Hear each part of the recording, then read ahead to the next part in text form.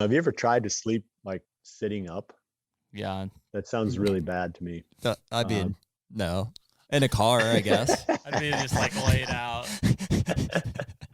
I would just hang by my safety harness. Oh, I think you'd be miserable. I don't know. I fall out of bunk bed, so I'd be in a world of trouble, I believe. Yeah. Ready? Yep. And we're back. Hey. HUNTR Podcast, episode 44, as Colton keeps us in line. Yeah. It's the 21st today, October 21st, and we have a front moving through. I was listening to a couple of our previous podcasts, which my wife tends to hate. Like, why? She's like, why are you listening to yourself? I'm like, just going to make sure I'm reviewing things. I listen to all. Yeah, that's not weird. I listen to all of them. And we definitely had a lot of hedged bets against the third week in October if a front came through. Third week in October, front's coming through. Yeah, I mean, they're bound to. This is the second one, too. We had one a couple days ago. Yeah, but that was just like break up, fall wall type of thing, right? Scrapes, like it came through, got some movement. It's cold front. In fact, it was almost a 20-degree temperature. Didn't really seem, I mean, I know you saw that. We saw a buck. You saw that 3-year-old. But other than that, like, kind of seemed flat for you guys, right? Yeah, the following two hunts, which the further away you get from that, the front coming through, the slower it gets. But yeah, we got skunked a couple. Well, we saw some does and stuff, but yeah, this is the one that should kick the barn door down. I've seen a lot of new bucks lately. In fact, Illinois, we're seeing this. We call him a booner, but it's kind of clear now he's just an 8, but like mid 160s 8. Yeah, they don't make them much bigger than that. Yep. Got a 9 on that same camera, like 5 minutes before him, which I think is the same. Do you remember I said the other night, like this is different? Was, yeah. High 150s, probably. Yeah. So we got some good deer. I assume somewhat strolling together, like the chances of 5 There was minutes 3 apart. in a row. Did you see there was a 2 or 3-year-old behind him that hit the scrape? Interesting. All moving in that same general direction. Never quite understood that, like when they actually break up, and some deer seem to stay in groups for. Yeah, I mean, I think as long as they keep their social distancing. Yeah, it's kind of a weird phenomenon because I've killed bucks I killed a 3-year-old on November 3rd several years ago that was with another buck. That buck behind your shoulder I killed on October 23rd in Pennsylvania. That's my sweet spot, 23rd to 25th. With some other bucks. 4. Yeah. He was the last in line. Huh. Not saying that they were like all huddling together, but yeah, just like anybody ever talks about that. We rarely talk about that. Mm-hmm. Why they're still in their groups. We're gonna ask our guest today. He might know a thing or two about it. Sure. Before we introduce the guest, though, I got a pretty good stud in Kentucky, which is making me excited. I've been struggling. Finally. Struggle busting. Yeah. My PA is just flat, and Kentucky was kind of flat too until that deer showed up. Thank God. Yeah. They'll do that this time of year. So you're telling me there's a chance? That's not a buck that is it? No. He's got a real defined brow, split brow on the right, and then 2 like hooks beside that off the main beam forward. And then he's a mainframe 9. Yeah, it's a stud. Makes me happy. Are you going to try to hunt him this weekend? Happy. Yes. That's the first, like, defined, besides Illinois or Indiana, like, that's the first buck that I'm like, that's a deer I want to kill. And I don't mean that, like, it's not like I'm saying, I'm just holding out. Like, that's a deer I want to hunt. Sure. Like, everything else, like, I've seen some great bucks. In fact, this is probably the best year for number of bucks on my Kentucky cameras ever. But, like, those are the kids and Emily. Like, I'm super excited for them in November and gun season. Like, there are bucks everywhere. In fact, I walked... So the mountain property has just been trash for me. We talked about pressure. It's getting hunted, yeah, pressure, and it is what it is. At some point, some of these 5-year-olds will show back up. But so I took a walk behind the house. I have 30 acres, and I don't hunt it. Like, it's the kids and Emily hunt it, and that's it. And dude, there was a buck sign everywhere, and some like substantial rubs and scrapes. And so I've been getting. There's a lot of 1-year-olds. I've got like a 2 or 3-year-old 8-point. I picked up like a 3-year-old 5-point, which is just ugly as sin.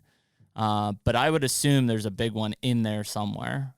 and so many acorns. And then I've got my Seems like you have a good one show up in November every year. 2 or 3 usually between last week in October and second week in November consistently. And it's just catching them on 30 acres. But yeah, right. I've got that. I went winter rye, Jeff Sturgis style, and it looks fantastic. Yeah. And a bunch of clover in there too. I put in. Did you see that picture I sent you the other day of the rye that Dad threw out by the pinch? Yeah, when you guys were in the stand. Yeah, I hadn't seen that since he went out and threw it. So that's what I ended up doing was I had Dad broadcast that rye right into standing ag. Look beans. great. I mean, it's something, and it'll actively grow in 45 to 50 degree weather too. I tried some; it was pretty good. Well, so if we calculate this right, and I rely mainly on Strauss Llama for this, it sounds like this podcast is dropping first week of November, which if that's the case, we're all full mast. Sure. Boners, you mean? I Yes. see. Okay. Yes. Booners, See what you did there. all in the same thing. Speaking of Mast, dude, we watched a great movie. Mast, I'm not sure. What's that movie we watched the other day? Into the Heart of the Sea with one of the Hemsworth. Have you seen this? It's a whale hunting movie. Captain Ahab, eh? It's about Moby Dick. Oh, I killed a white whale before. I know. Yeah. Have you heard of this movie? No, it sounds great. It's fantastic. Worth a watch. Yeah. You'd like it. All about that. Into the Heart of the Sea. We always like to hunt the whale. Anyways, Mast, ships. Ships. That's where my head was at. And that then transitions into this is November. So what guest would we rather have in the first week of November than the man himself, Mr. Chasing November, Bill Winke? So we brought him back by popular demand at that. I think I broke this chair. I probably broke it before you did. Very true. So today's guest to start off November is Bill Winke, and super excited to have Bill back. He was one of our early guest in the podcast, and again, even that was several months ago, 30 plus episodes probably ago. So many people are like, what's Bill up to? So that's what we're going to find out today. What's Bill up to? Trout fishing would be a safe bet. I know he's got some construction projects on the new place farm that he has. I think he's building his new barn and stuff for his office and everything, but, Did they bought a house up there? Mm-hmm. Not building one. Nope, bought one. So yeah, today's guest, Bill Winke. It's November, kind of. You awake still? Not sleeping yet. Huh. Yeah. Wow. He was sleeping with his eyes open. Where am I? Ping Snap pong. me out of it. Yeah. Well, Just it's daydreaming about being in a tree stand. well, I was gonna say, like, normally you had the look I have at the end of November, which is like, what just happened? Like, where did the 2 months of this season go, and what just happened? But yeah. So, well, first of all, Bill, appreciate you coming back on, man. Like, by popular demand at that, like by far one of the most listened to podcasts that we've launched, and we were just talking. This is number 44 for us, so we've been going strong all year. If we do this right at the end of the year, or early January, we'll have 52 episodes because that's when we started. Yeah, nice. Really? Yep, January. Wow. How about that? And so, yeah, I mean, but again, this is dropping, it's October 21st, but this is dropping the first week in November. So, yeah, what better guest to have than Mr. November on the, at some point, you probably could release a calendar just of Bill Winke bucks on a calendar for the month, the whole year. Be a hot seller. Saw it on deer hunting. Yeah. Oh, man. All the guys that buy one and put it up in the shop, right? I know. Like they do in those. Sports Illustrated swimsuit calendar would take a tanking sale. Wasn't like Snap Tools or somebody that was doing that, where they had the girls on there, and Oh, yeah. every mechanic had one Every of those. single one of them had it, for sure. Snap on, yeah. Yep. Well, cool, man. Well, we appreciate you coming on. I know you got a bunch of projects going on. So what, are you building a barn right now on the property for your office and stuff? Yep. It's I suppose you'd call it a pole building. Yep. You know, it's one end is finished, and that's going to be my office, and then the rest of it's going to be a shop. So it's, you know, definitely high time to get out of the basement and get a real office. Yeah. Is it And similar to start get your similar to the last one you had? Yeah, be a little bit bigger. Cool. Maybe a little bit nicer. The one I had before I inherited when I bought that place, but I'm going to have this one like spray foam to make it real nice and tight, you know, so that There you go. I can be in there during the winter, you know, back in the shop area, maybe, you know, who knows what working on a bow or doing some wood building or something. Very cool, man. Very cool. Yeah, it'd be fun. It's nice to have a space. Do you keep all your all your hunting stuff out there? And Yeah, you have definitely will. You got a washer and dryer by chance? Uh-huh. Yeah, I did one of those. I did when my wife and I course. bought our house last October, and it worked out that the old homeowners left theirs upstairs, and I was like, oh, sweet, that's awesome. So I kept ours, and I washed them out real good, and I had an electrician and a plumber come, and so in my basement I've got our washer and dryer. Just for the hunting clubs. Yeah. Yeah. Well, and the nice thing about that too, like, there's a certain amount of stuff that you use that gets really dirty. And, I don't necessarily want to bring that into the house, nor does my wife want me to bring that into the house. So no, it's kind of Pam nice would to have be someplace angry. where you can clean that up. Yes, for sure. Well, I guess, last time we left off, Bill, and it sounds like when we were kind of pre-talking here before the podcast, so you're going to be hunting the same farm that you hunted last year and that you killed pretty damn good buck last year as well. Yeah. Yeah, I've been looking for land, and I'm starting to get some leads on some stuff. There finally are a few that are breaking loose, but this season I'll be on that lease.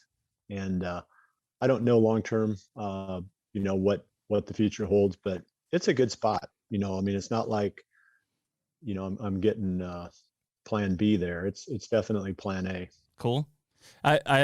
It's funny you kind of bring up the land thing, because that's one thing that I'm starting to look at too, is, potentially investing in another place and whether I section some off for ag and cash rent, or it seems really slim pickings on the listings right now. So are you looking at listings, or is it like beads on, if I make these guys an offer, they might consider selling? Yeah, it's both. Yeah. The area where I'm looking, I'm related to a lot of people. It's where I grew up, and my family is, I guess I'm fourth generation on both my mom and my dad's side. Oh, wow. So, yeah, so I know a lot of people, related to a lot of people. That helps. So I've got a few, different contacts that are looking for me, helping me and feeding me information when, certain people might be interested in selling, whatever. So I'm doing that. Plus I'm also, some people don't like to sell outright. They'd rather sell through a realtor. Sure. So even if they're going to sell, you end up having to wait until it gets listed anyway. I find you can be there right away. Yeah, I kind of find, at least with some of these, what I think are like the premium farms, that those people almost would rather deal with like the buyer directly, and maybe even just get lawyers involved to do the transfer of deeds and paperwork and stuff, simply because they don't trust real estate agents, and it depends on the area. But like a lot of these, old time farmers or landowners, would rather just be like, yeah, like, I don't need it anymore. I'm not using it. And I kind of have that situation in Kentucky right now with my neighbors, in that like we're already discussing, although there's no rush, of like, hey, at some point we're not going to use this property anymore. If you'd like to buy it, like we'll sell it to you. And I don't need anybody involved except the lawyers to get it done. Right. Yeah. But most of the stuff I bought over the years was that way. And when I put my original farm together in southern Iowa, there were 9 transactions involved in putting that together, and there weren't any realtors involved in any of those. They were all neighbors, either selling off a little piece to a nearby farmer, or in most cases buying chunks from the neighbors. And I think the biggest problem with people selling it outright is 2 things. They don't have a real good beat on the market, maybe. Sure. So they don't know what to price it at. Yep. And they probably haven't sold very many things, so they're not comfortable with the selling process. Like what has to take place. And every state's a little bit different. On how the title is either insured or guaranteed, however the state does it. So there's a lot of little small things, but it's not. I mean, any good attorney can take you through all that. It's not a hard process. You don't need a realtor. In some cases, the realtor does create extra value though, because they have a better beat on what stuff is selling for. Yeah.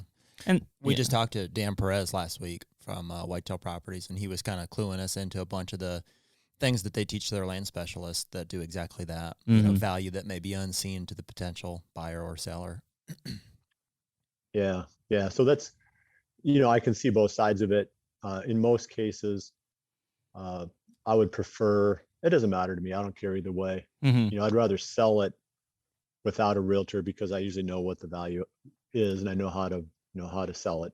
Right. But when I'm buying, it doesn't really matter because the seller is paying the commission Exactly. anyway. So yeah, that's what I was going to say. And sometimes I use that as leverage in my negotiations. It's like, hey, listen, if you're comfortable just going with a lawyer, don't worry about a real estate agent because it'll save you money. And then maybe somehow that cuts into the deal that I can work with them, you know? Right.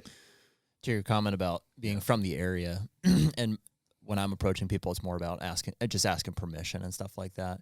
I've noticed such an immediate relief from the people that I'm talking to when I can say, hey, I'm Jared, and I'm actually your neighbor from right over here. Yeah. As soon as I say that, they're like, oh, okay. Where right over here? And so even in Ohio, like where my parents are from, I can use that to say I'm essentially your neighbor. And they're like, yeah, they're immediately a little more willing to, because if I'm like, hey, I'm Jared, I'm from out of state, I'm looking for a place to bow hunt, they're like, that bush has been beat pretty hard lately. Yeah.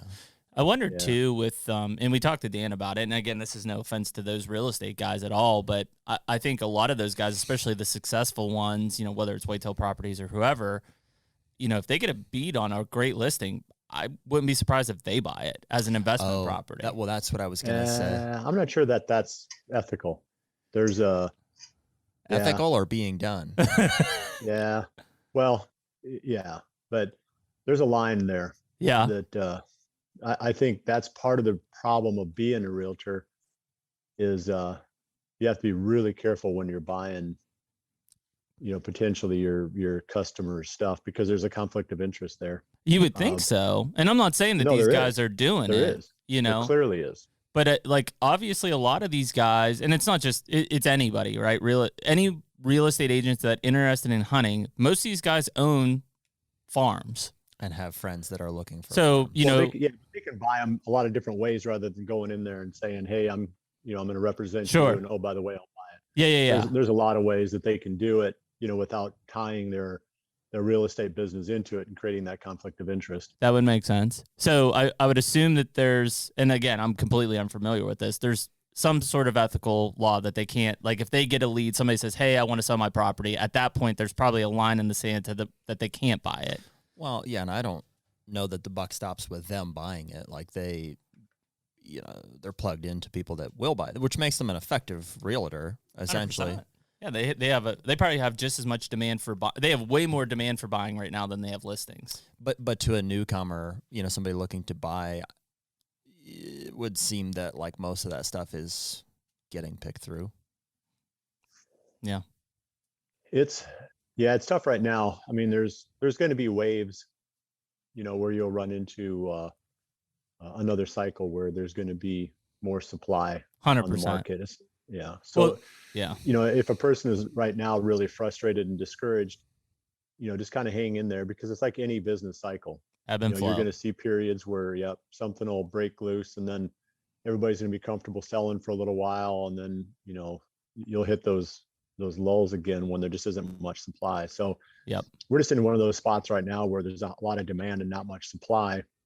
Yep. But that'll play its way out. 100%. When inflation kicks in and the interest rates go up to 6%, it's coming. Then you're going to see that demand fall off pretty fast. Well, the market's at an all-time high. So for most people, like you're not going to invest in a market that literally is, in my opinion, almost above where I thought the ceiling would be. Because there's not much room to go. Whereas land is appreciating every year, pretty much.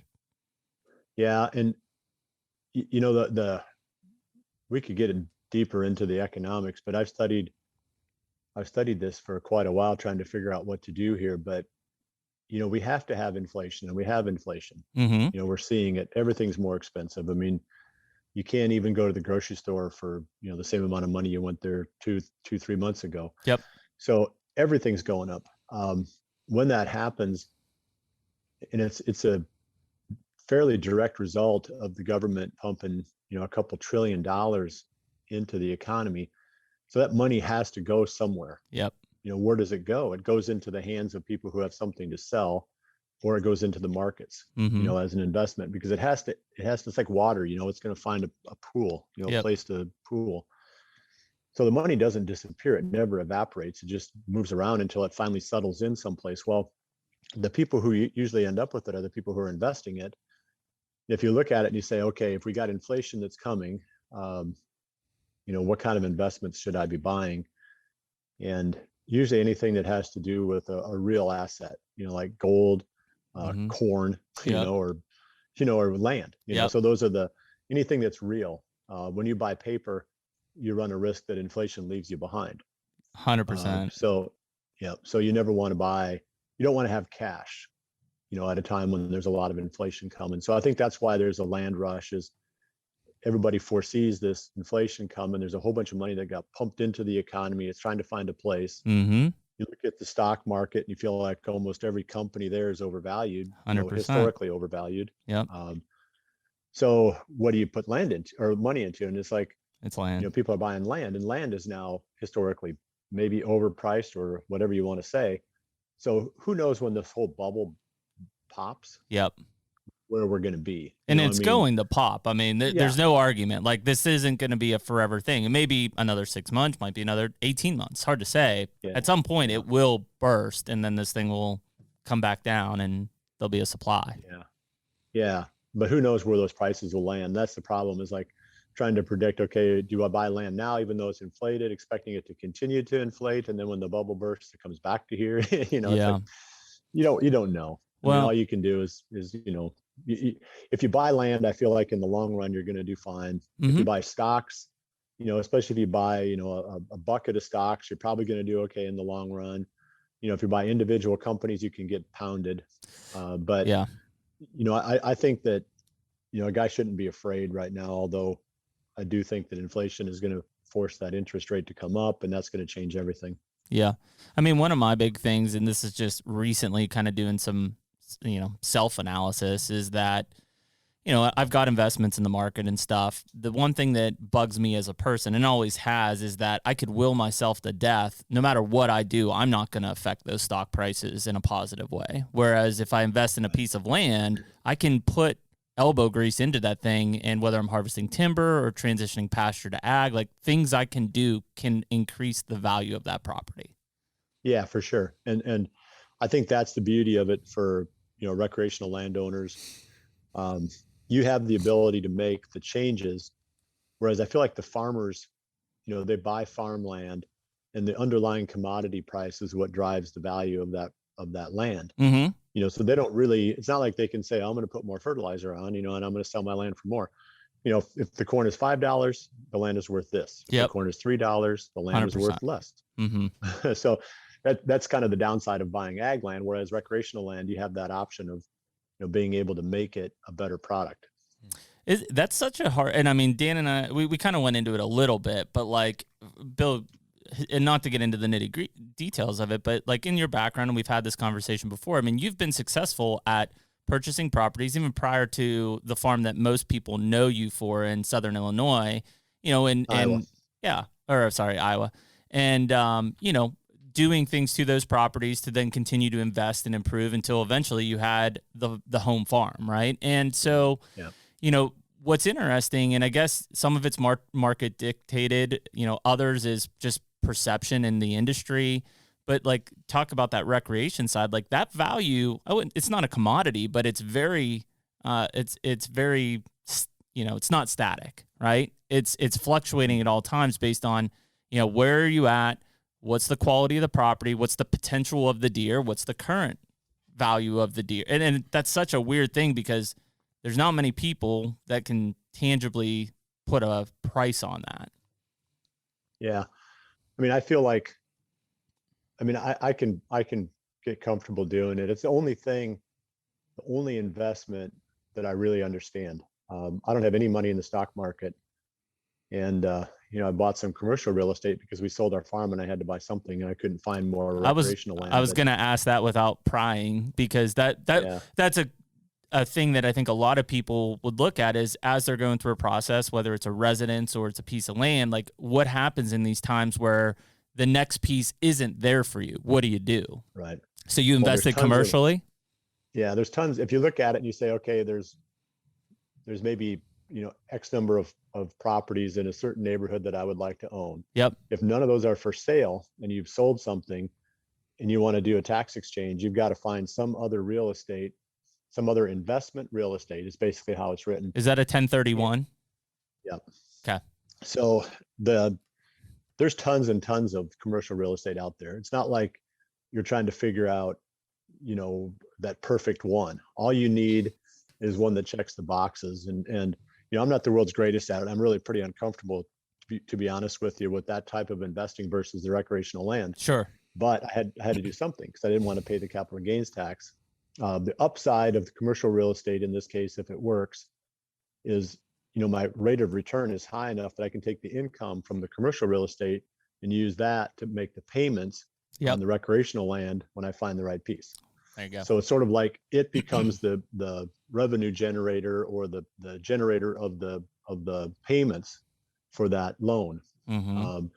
You don't get to go cash for cash like you would on a 1031 if you're selling a hunting land and buying hunting land. Exactly. You've kind of got this middleman. Yep. And the middleman just gives you money, and then you use that money to pay your loan. Yep. Makes sense.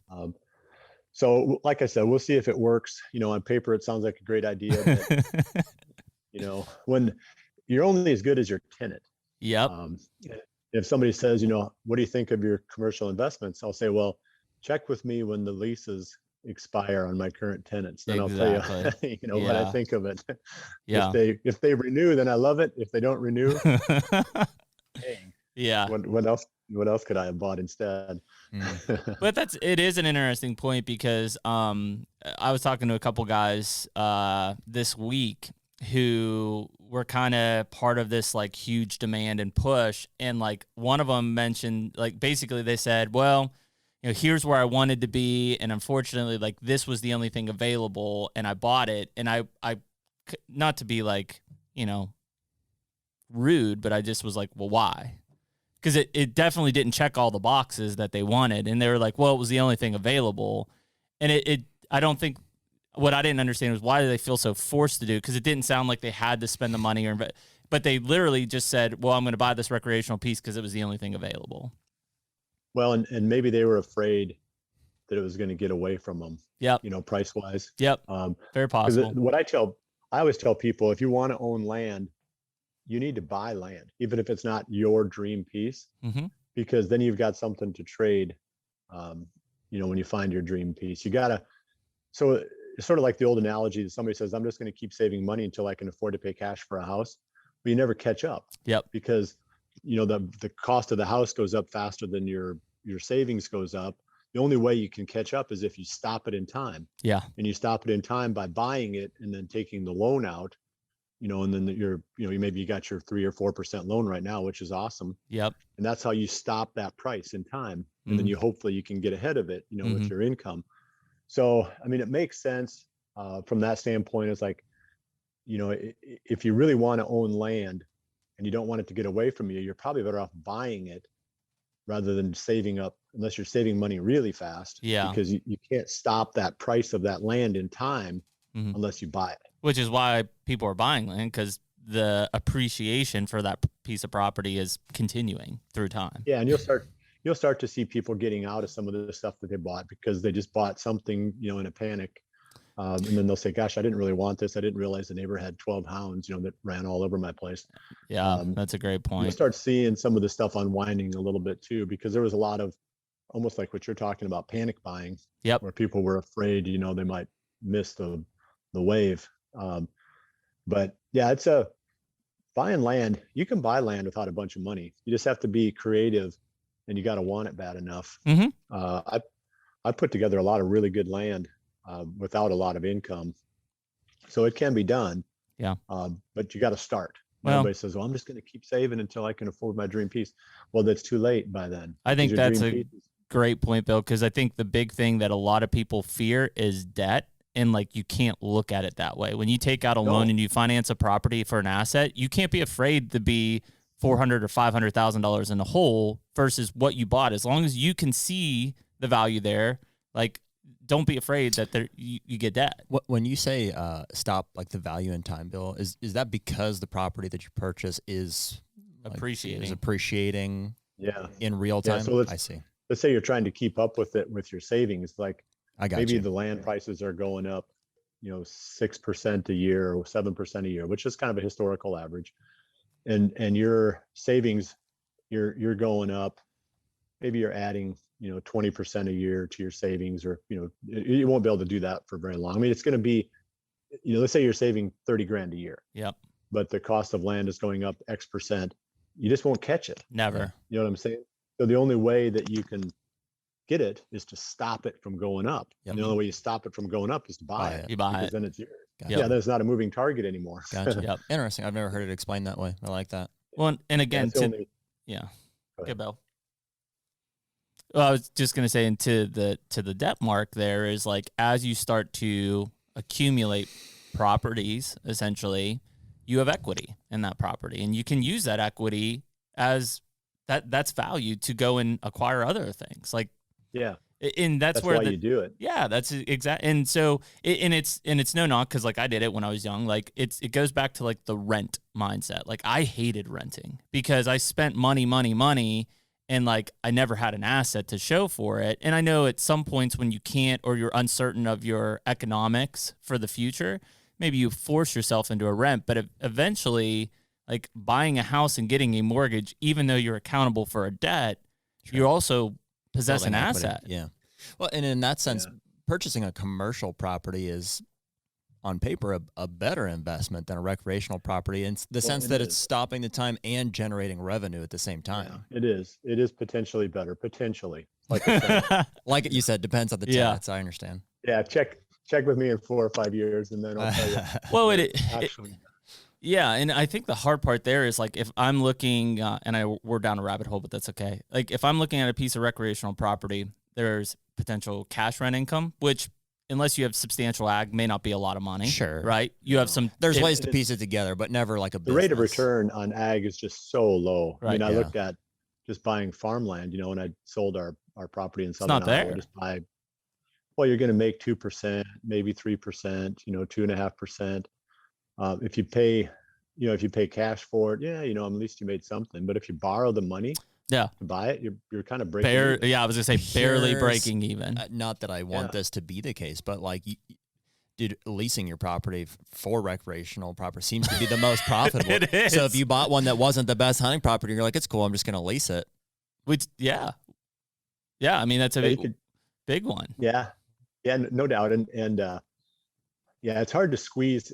I look at recreational land as an equity investment. It's a net worth investment. Yep. Because if you look at it as a cash flow generator, it's probably not a good enough piece of recreational land to really check all the boxes, because really good recreational land, hunting land, doesn't have a lot of income unless there's some really good trees on it. Yep. So you don't buy it for the rate of return. I don't even look at them when I'm buying them like there's some, rate of return there, because the rate of return is my ability to make it better, and then, either have that as net worth or potentially use it as a, something to trade up to something bigger, or, Mhm. whatever the case may be.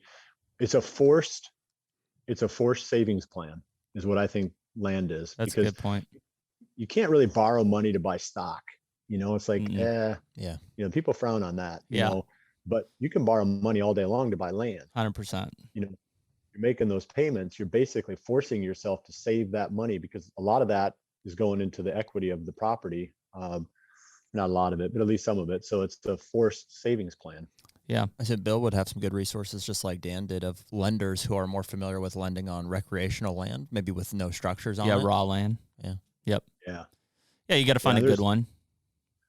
Yeah. Well, I think any of the ag areas, ag lenders, they're getting pretty good at recreational land too, unless it's just, pure ag area. Sure. I mean, all over Iowa, all of the lenders realize that there are two types of loans. There's the straight up ag loan, which more or less has to cash flow itself based on the farmer's ability to create revenue on that property. Mm-hmm. And then there's the recreational loan, which is basically, can the individual make the payments on this with their outside income? Yep.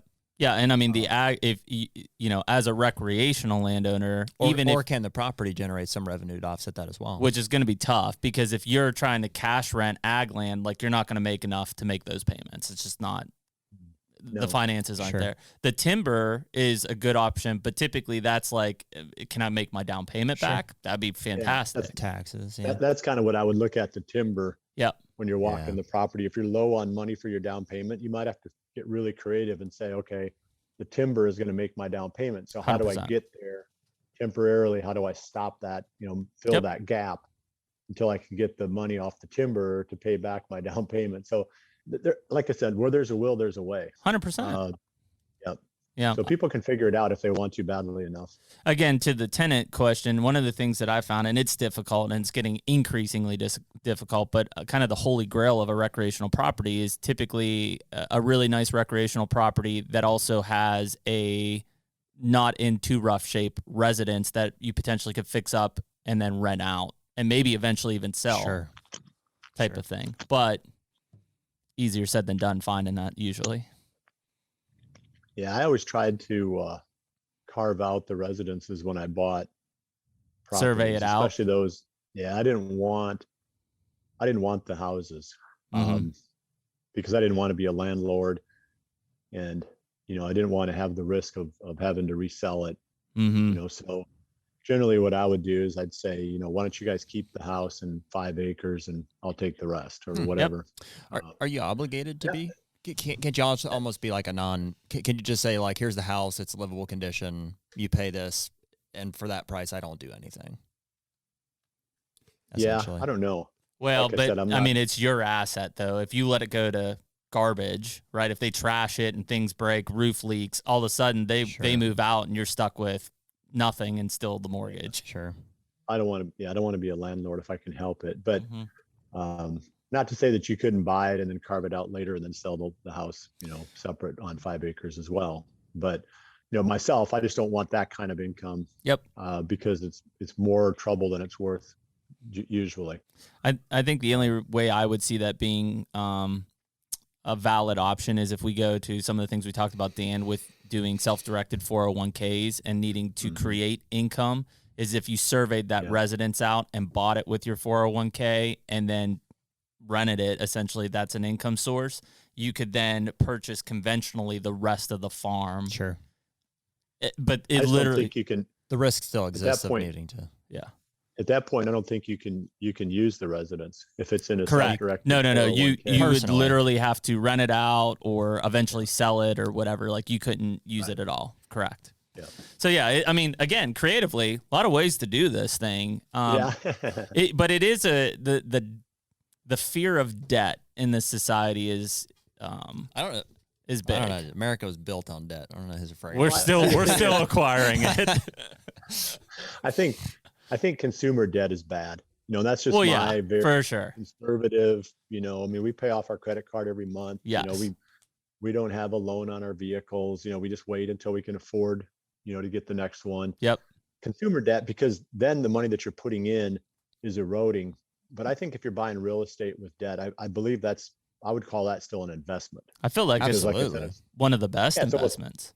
It's a forced savings plan. 100%. That debt is actually going back into your pocket long term. And when you say best, maybe not necessarily most aggressive, fastest growing as a paper investment. Stable appreciation and ability to have an impact on. Exactly. And as hunters, we get to enjoy it in the meantime. Yes. Yeah. As long as you don't buy it with your 401k. Yep. Yeah. Well, no, you can still enjoy the land. Yeah. You just can't live in the house. Yeah. If you segmented it out that way. Yeah. Yeah. Conventionally. Yeah. Right. Mm-hmm. But if you bought the whole property with the 401k, you can't do anything, I don't think. Okay. I think that's not true. I think you can still hunt it. I think you just can't live there. It can't be a primary residence or your residence. You might want to check into that deeper, but we definitely are going to dig into that. That's probably that Friday thing that we do, Strauss. So, but yeah, that's it. Again, creativity wise, if you want it bad enough, and really, Bill, this all spurred from Jared and I talking and kind of tangenting back how we started this discussion. Like, we pay a significant amount of cash every year for leases. Way too much. And ultimately the amount of investment that we put into leases, I mean, there's some great ones that we have, but there's also some marginal ones. It's like, man, it's like unbelievable. Like we're paying almost more than you'd pay in mortgage payment. There's no down payment. Yeah. Which is the big thing. But there's no equity either, Right. Well, and that's kind of what started me buying land a long time ago. Was I had permission on a lot of properties, but I was also helping the farmers. I'd be baling hay or building fence or whatever. Yep.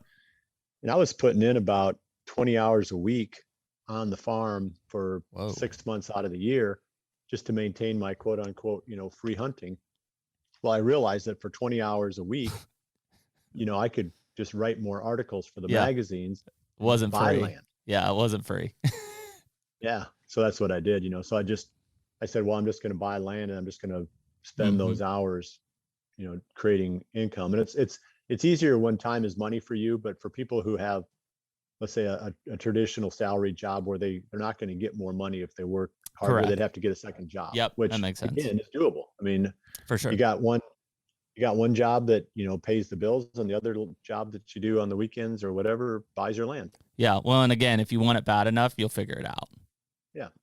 And you got to work. You can't expect to just do what you are doing and be able to get more things. Like the world doesn't work that way.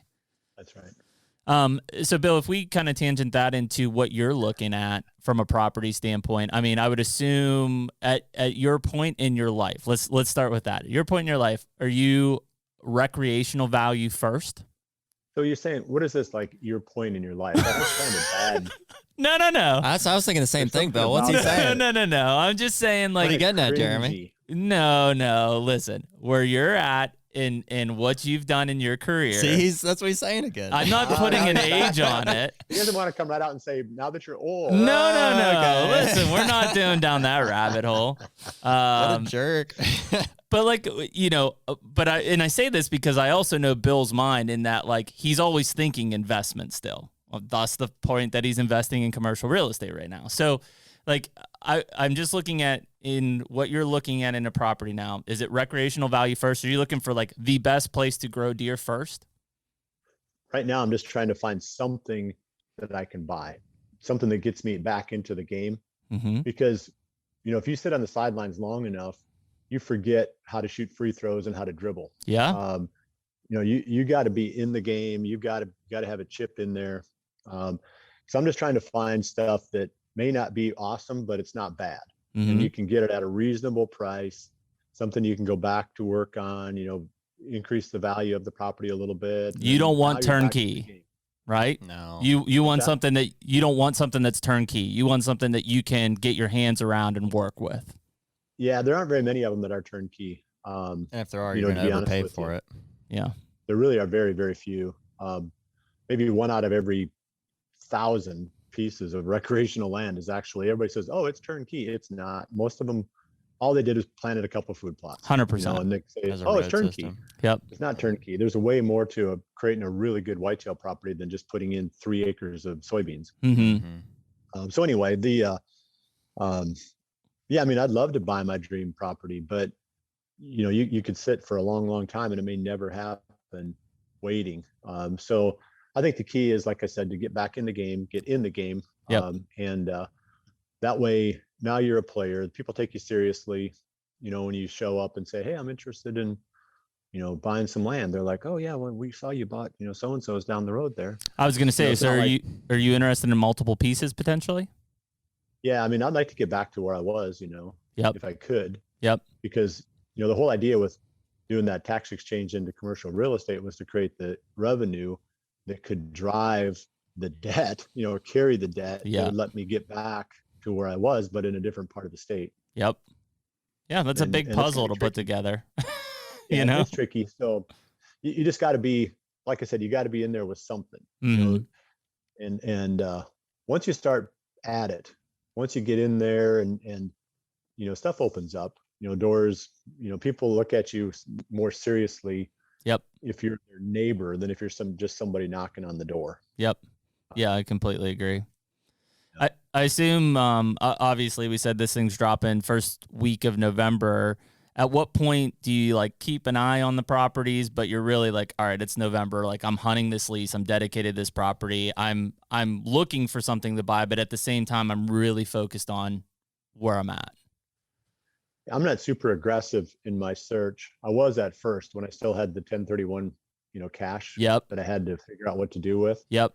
But after I placed that, I've become less aggressive, and I'm hoping that my grapevine will shoot me some leads, which it has been. Mm-hmm. And even stuff that gets listed, people will call me and say, hey, I heard that so-and-so is going to list such and such farm.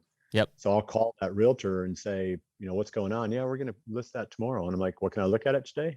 So, Yeah. I mean, I'm still getting leads from people because of how many, contacts that I have in the area. So I'll never shut that down.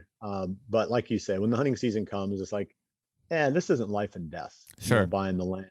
So I'm just going to kick back and enjoy the hunting season. If somebody says, hey, there's a property down the road that's going to come up for sale, I'll swing by and Yep. visit with them. So, but it's not like I'm beating the bushes. I'm not beating the bushes hardly at all anymore. I did really, really aggressively for about 6 to 8 months, and I mean, I got tired of that pretty fast. Easy enough to refresh the feed from the tree stand. Mm-hmm. In the meantime. Yeah. Well, I was going to ask, like, I know I've looked at a couple pieces just in the last, 2 weeks, really. And I find myself really looking at these pieces, seeing fresh sign and things like that. Is there a time of the year that you like to look at a property if you had a preference?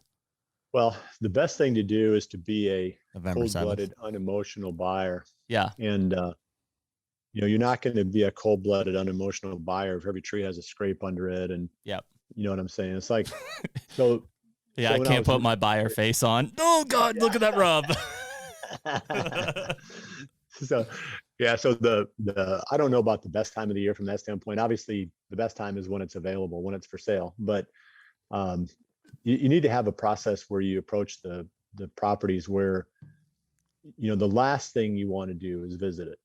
The first thing you want to do is sort of vet the neighborhood. Maybe you got friends in the area, maybe the game warden. You have a bunch of different people that you can talk to find out, what goes on in this neighborhood.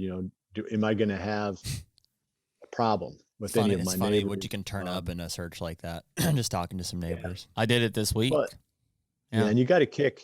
There's always one rock you don't want to kick over. Like, oh, I don't like the looks of this, but that's the one that you have to kick over, because you're putting up a lot of money. You don't want to find out after the fact that, such and such's son is on your land all the time. Mm-hmm. You need to be able to figure that out ahead of time. So I always try to figure out as best I can the whole landscape of the neighborhood. Look at the aerial photos, kind of get a feel for the property, not like falling in love with it yet. You do all that stuff. And then at the end, if it's still okay, it's like, okay, this one is still on the list. Then you go look at it. Yep. If you go look at it first, you run the risk of falling in love with it and taking like emotional possession of it before you've gone through all that, that due diligence. Mm-hmm. Yeah, that's pretty risky. And realtors love that. They want you to, for sure, to get excited about it, because then you're going to buy it without doing all the due diligence. And sometimes you have to move fast, but it's risky. Do you feel like you have gut reactions on some of these places when you see it? You're just like, yeah, this probably could be it. Yeah, you can tell. Yeah, you can if you're a hunter and you drive around and you don't see a bunch of tree stands on the fences, and you don't see like you get a sense of what's going on.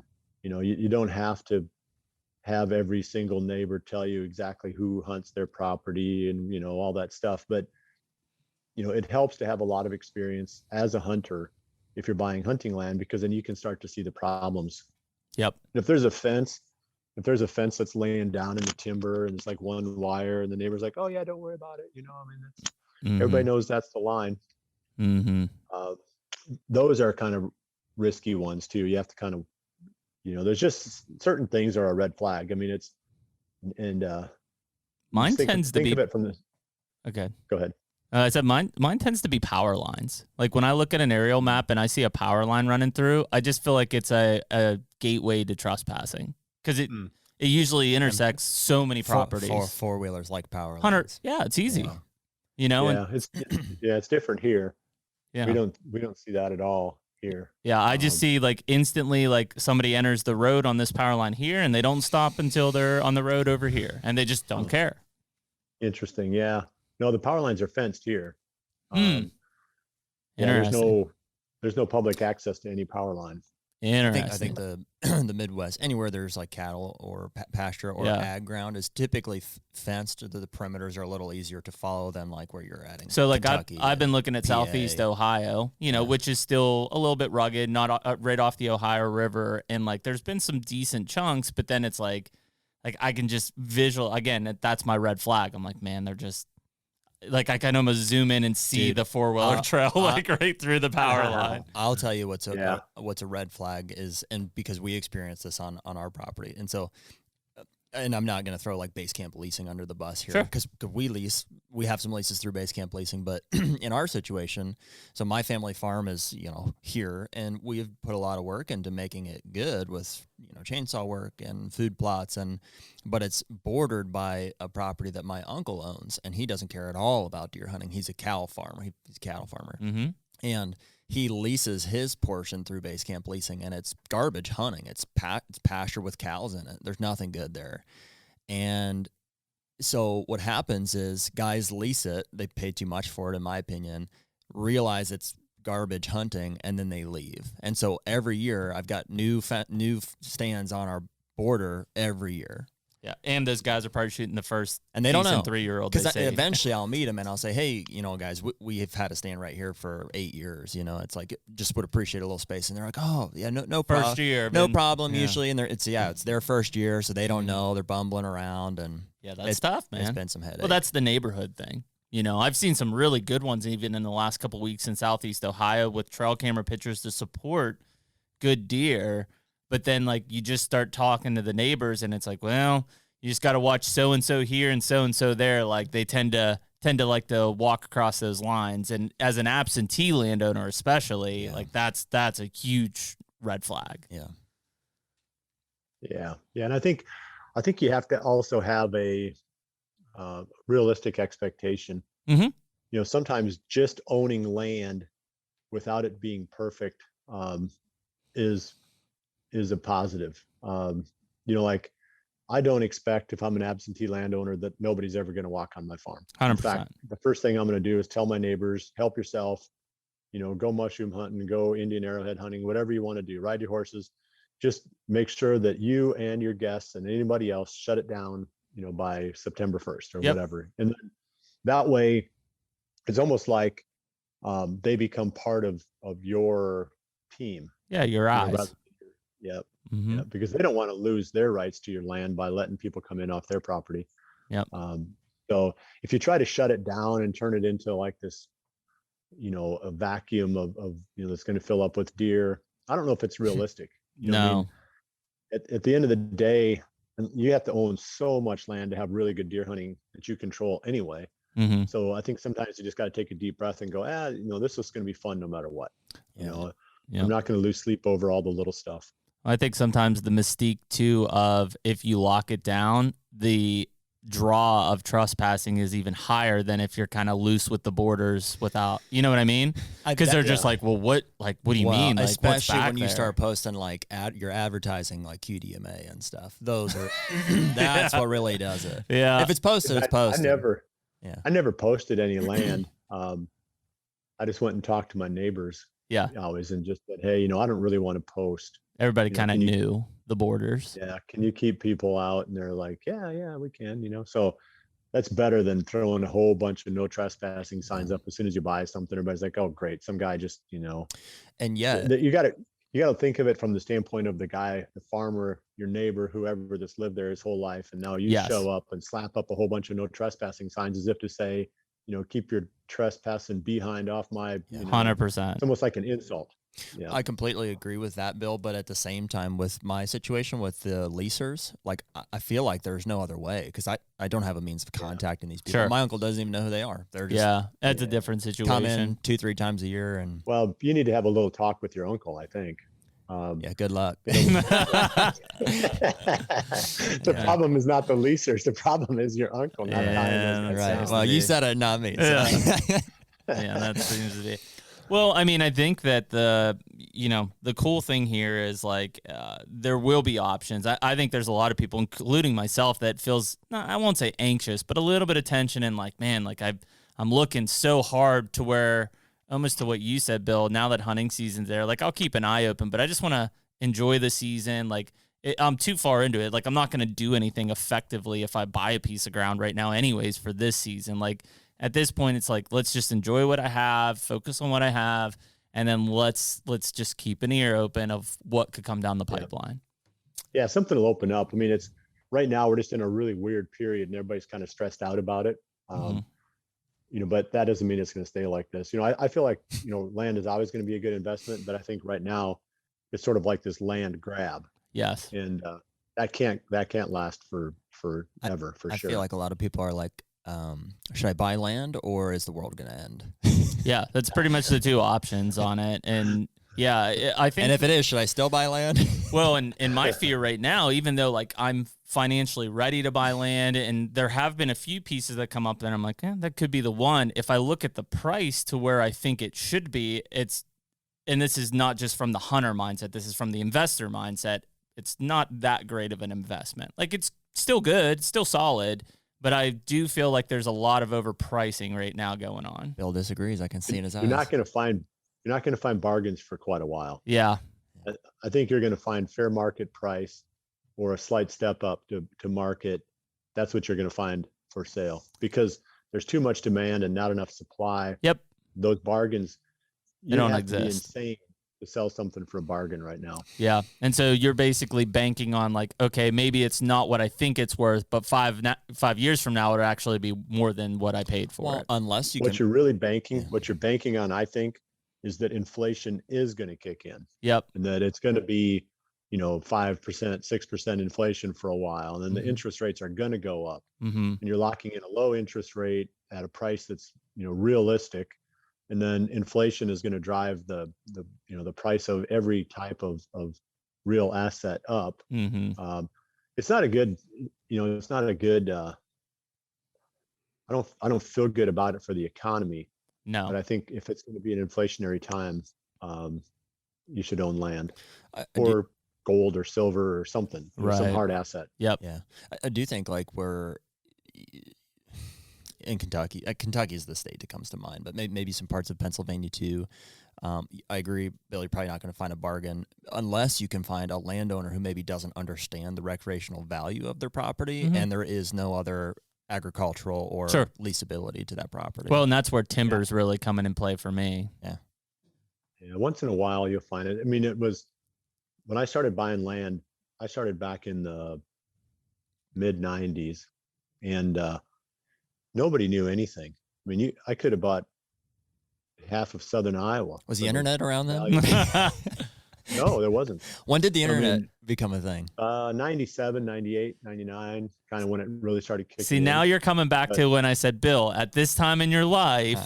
Yeah, back in the day, nobody knew anything. Couldn't Google it. You could have bought half of southern Iowa for the timber value. Well, I'm and not that's exaggerating. Yeah, I know. And I mean, serious. What's the price of some? Bought it and put money in your pocket when you were done. What's the price of that land right now? On average, I mean, it's pretty expensive. I mean, anywhere from, 3,800 for recreational up to 6,000 for recreational. Depends on where you're at in Iowa. But back then it was like $350 an acre. Well, that's 2 walnut trees. That makes me want to vomit. Oh, I know. You could buy if it had 2 walnut trees per acre. Well, but it's like, can you go back in time and know how much? To be good. Yeah. They don't even have to be good trees. Well, you found a few, didn't you? Like you found a few. Yeah, but I mean, there was already they were going up. By then the land was already going up by then. But you literally, had you known anything, back then, and I didn't. I was poking around trying to figure it out. But you literally could have bought everything out there for basically the cost of the. I mean, that's just value of insider trading. Like, I had a friend down there, and this was in the 90s. I think it was in the early to mid 90s. He had 500 acres of solid timber. They wanted to sell it to him for $50,000, $100 an acre. But he said he wouldn't do it because he just couldn't see, how it was going to be worth $100 an acre. Well, that's one tree. That's less than one tree. There's a lot of speculation around this, right? What do you think? Could you point to a single thing or maybe a couple things that truly has driven the cost of land up, not just in southern Iowa, but just overall? What would you think, Bill? Well, look at it this way. if you're looking at anything that you're going to buy, and you say it's kind of a supply and demand driven thing. Mm-hmm. I had a fella tell me one time, and this would have been probably in the 90s, early 2000s maybe. He said, finally, every acre of the world has been charted. We now have an accounting of every single acre. He said, truly, this is a finite supply now for the first time. He said, now the world only has X number of acres. Everybody knows where they are Mm-hmm. and how many there are. He said, from here on out, nobody can say, oh, it's infinite supply. He said, every year, there's going to be more demand and there's going to be less supply because of the development, gobbling up farmland, gobbling up recreational land. The cities are moving out, so there's not only is the supply fixed, it's going down. Yep. And people say, well, they're not making any more of it. Well, no, they're actually making less of it. Yeah, it's being taken away. That's right. So the supply is going down while the demand is going up. And people have finally become more aware of it. I think there's just more cash, more awareness of land as an asset, as an investment asset.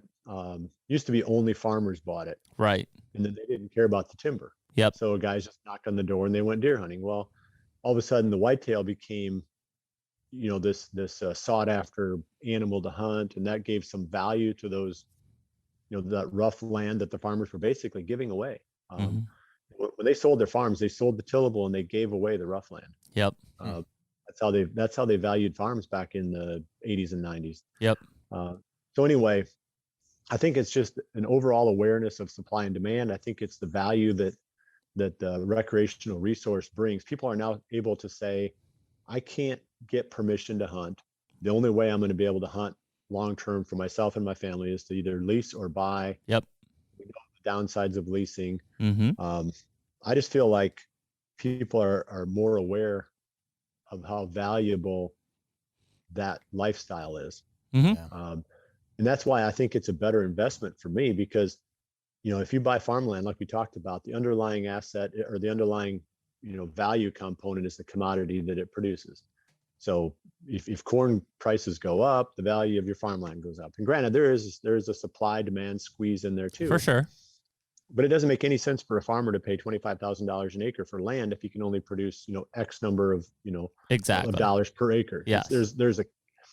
But because there's no underlying value or underlying determiner of value with recreational land, it's only based on what somebody's willing to pay.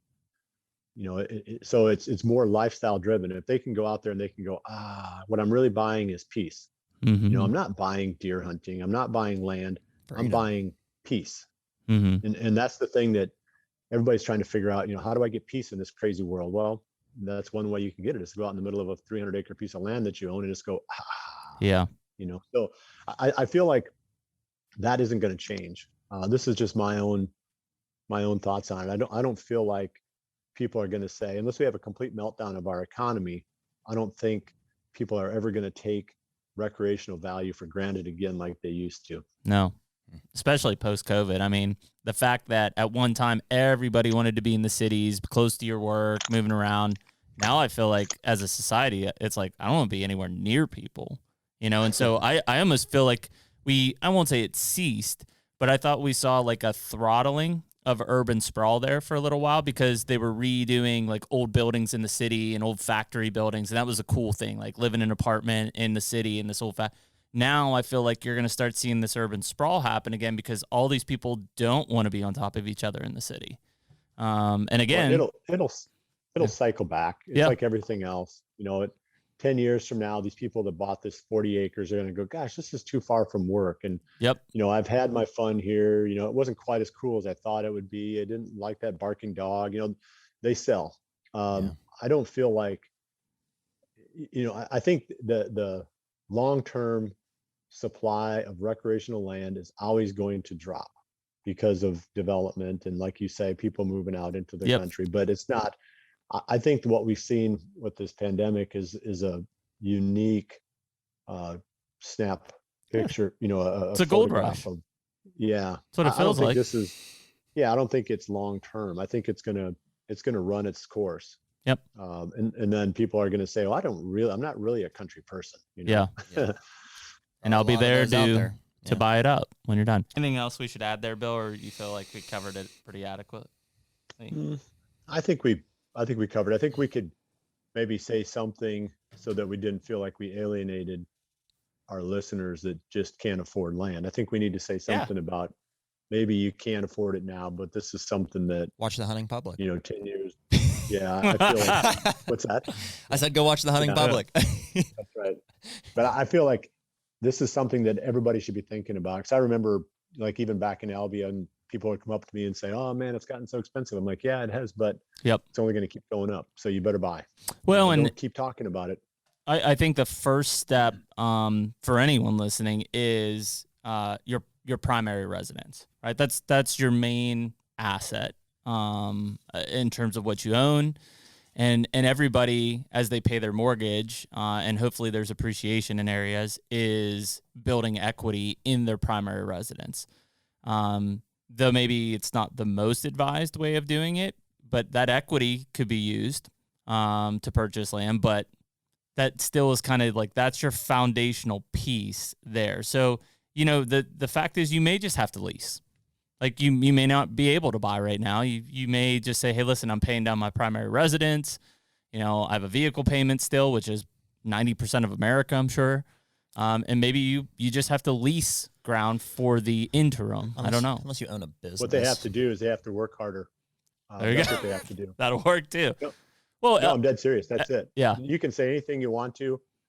At the end of the day, if all they're going to do is complain about what somebody else has that they don't have, it's because they're not willing to work hard enough to get there. Well, and especially in today's society, I mean, there is a massive shortage of workforce. So if you work an 8 to 4 job, if you want land, and I'm not saying it's easy, but go get a second job.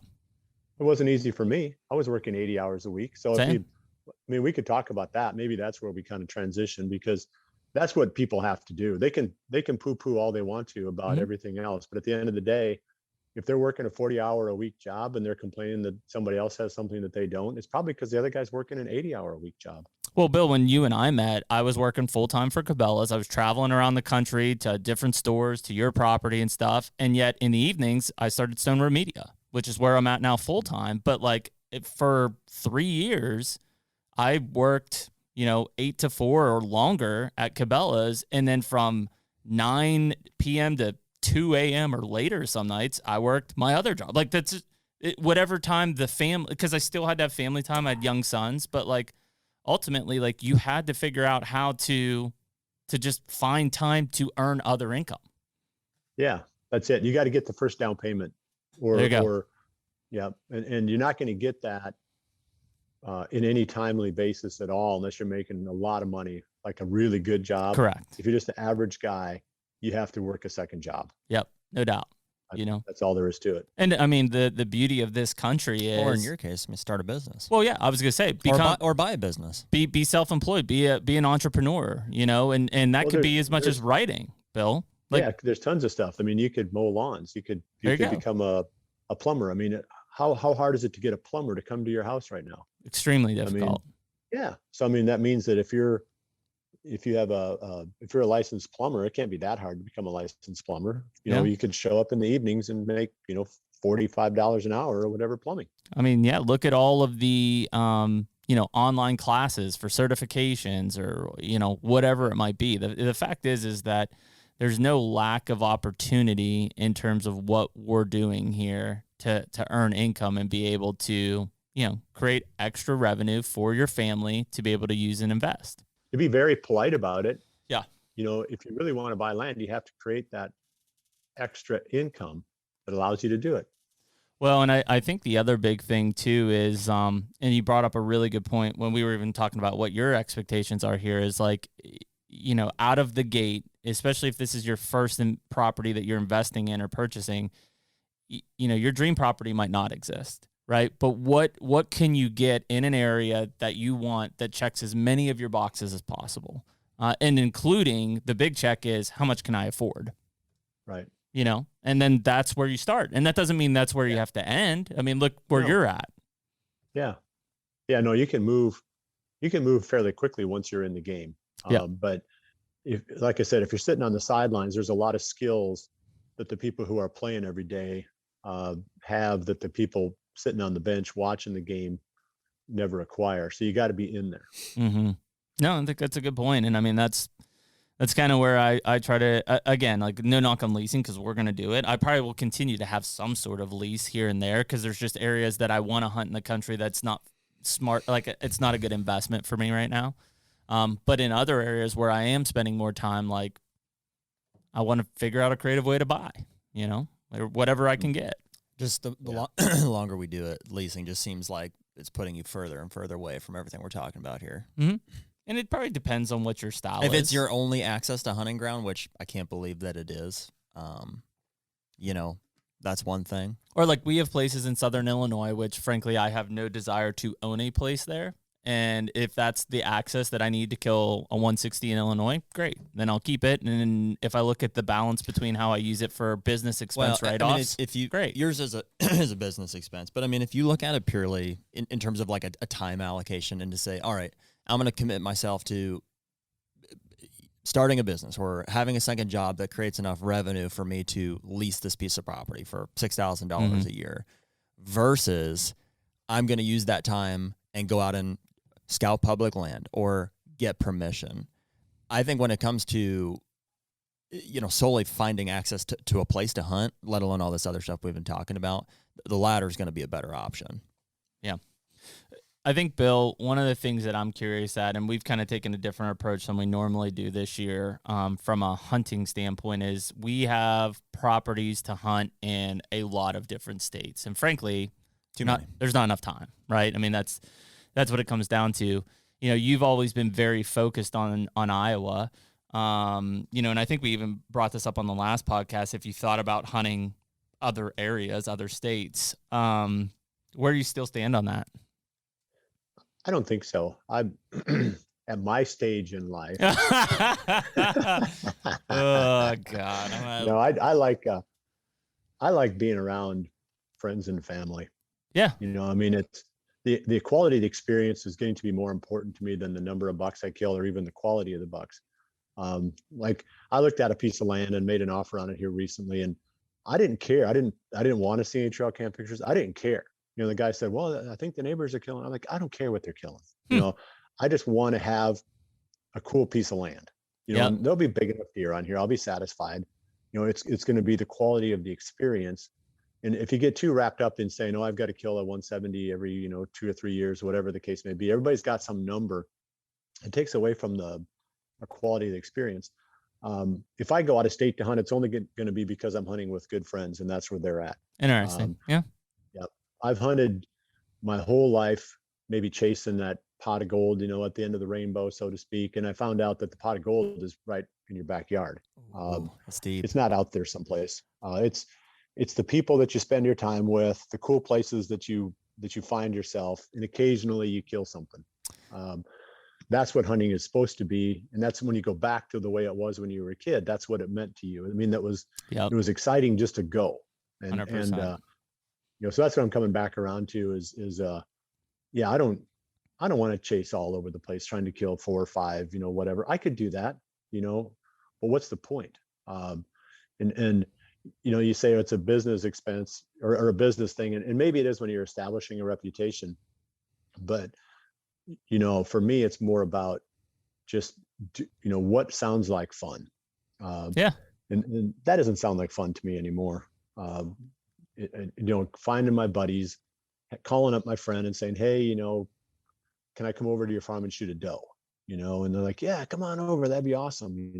So we hang out and shoot a couple does, whatever. I mean, to me, that's part of the quality of the overall experience where, just killing another 150-inch deer to, show on social media or whatever, I could care less about that now.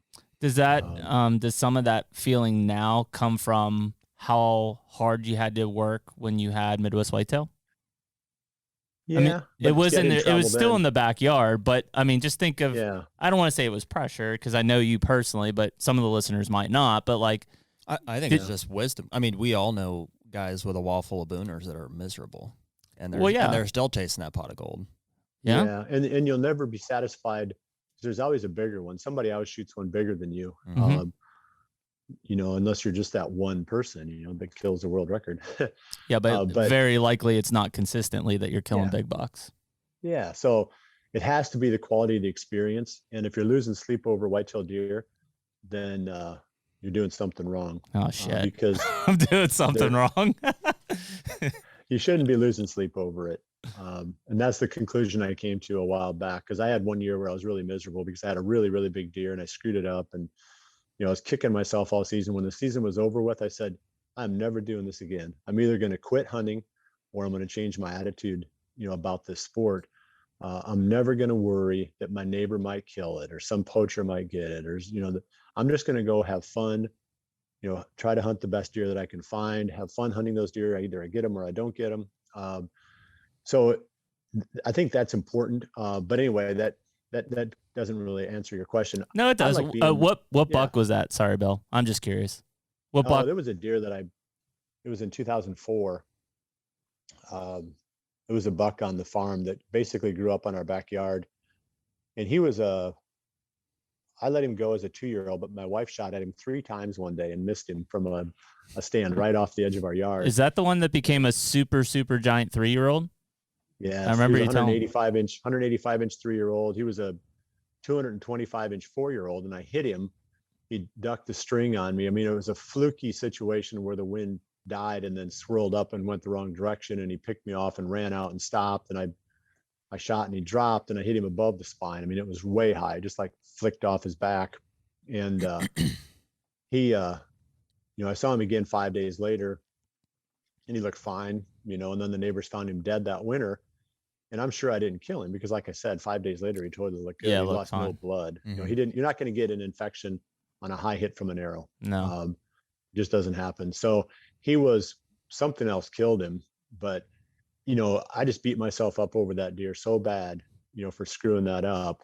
You know, I would just lay there on bed and stare at the ceiling. It's like, man, you know, that was such an awesome deer, beautiful big 6x6 frame, you know, with a few stickers on there. And when the season was over, I thought, you know, that was one of the worst seasons I've ever had. I think we've all done that, though. I mean, and it may be not Yeah. of that caliber deer, but we all probably, if you hunt long enough and you hunt hard I think it's the difference between I hunt hard or I hunt hard for a particular deer.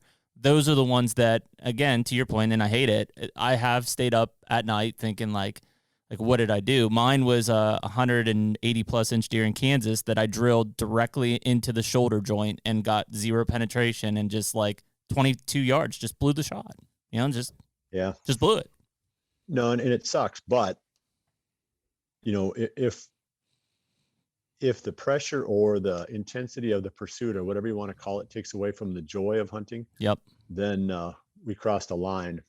And I think it's important not to cross that line, because this is supposed to be a pure sport that offers peace and, you know, a chance to hit the reset button after, you know, a crazy life that we live. We go to the tree not to get a crazier life, Mm-hmm. but to reset from the one that we're leaving behind. So if we can't do that, if the deer are making us crazier than the world that we're leaving in order to hunt them, then we've got our priorities messed up on this. Did you feel that from a filming standpoint? No, I was okay with that. I didn't like the way the viewers reacted, you know, to some of the stuff that we did, you know, as far as like when we make mistakes. And I would get bummed out, you know, when I screwed up on camera too. But that's life, you know, though. the viewers, they would hang you out to dry on some of that stuff. But no, I didn't feel the pressure to kill stuff on Midwest Whitetail. I was more, it didn't change my love of hunting. I kept them separate. You know, there was hunting, and then there was the business of hunting. So when I went hunting, I was having fun. And then the rest of the stuff we had to do, you know, like finding sponsors and keeping everybody happy and keeping your employees happy and all that other stuff, you know, the business of it, you know, that was different. That was something else. So I didn't let the two cross over, which was good, because I still loved hunting through that whole process. I never got where I didn't like hunting. I might have got burned out on the business of hunting, but, but no, I think, you know, getting back to your question, I would rather spend the whole season hunting my favorite stomping ground and not kill one than run all over the place and kill 2 or 3. I want to hunt where I want to hunt with the people that I want to be around. And Yep. if that creates success, then that's even more satisfying than just the pure success of having, 4 or 5 deer that you killed in different places. And maybe that'll change someday, but I don't think so. I think I'm becoming more and more like those 6 and 7-year-old bucks whose home ranges keep getting smaller. Can I ask? I've got a little, if you're trying to kill me, I got a little core area. It's that I couch. wouldn't be too hard to pattern. I think you can find me in pretty easy daylight pattern.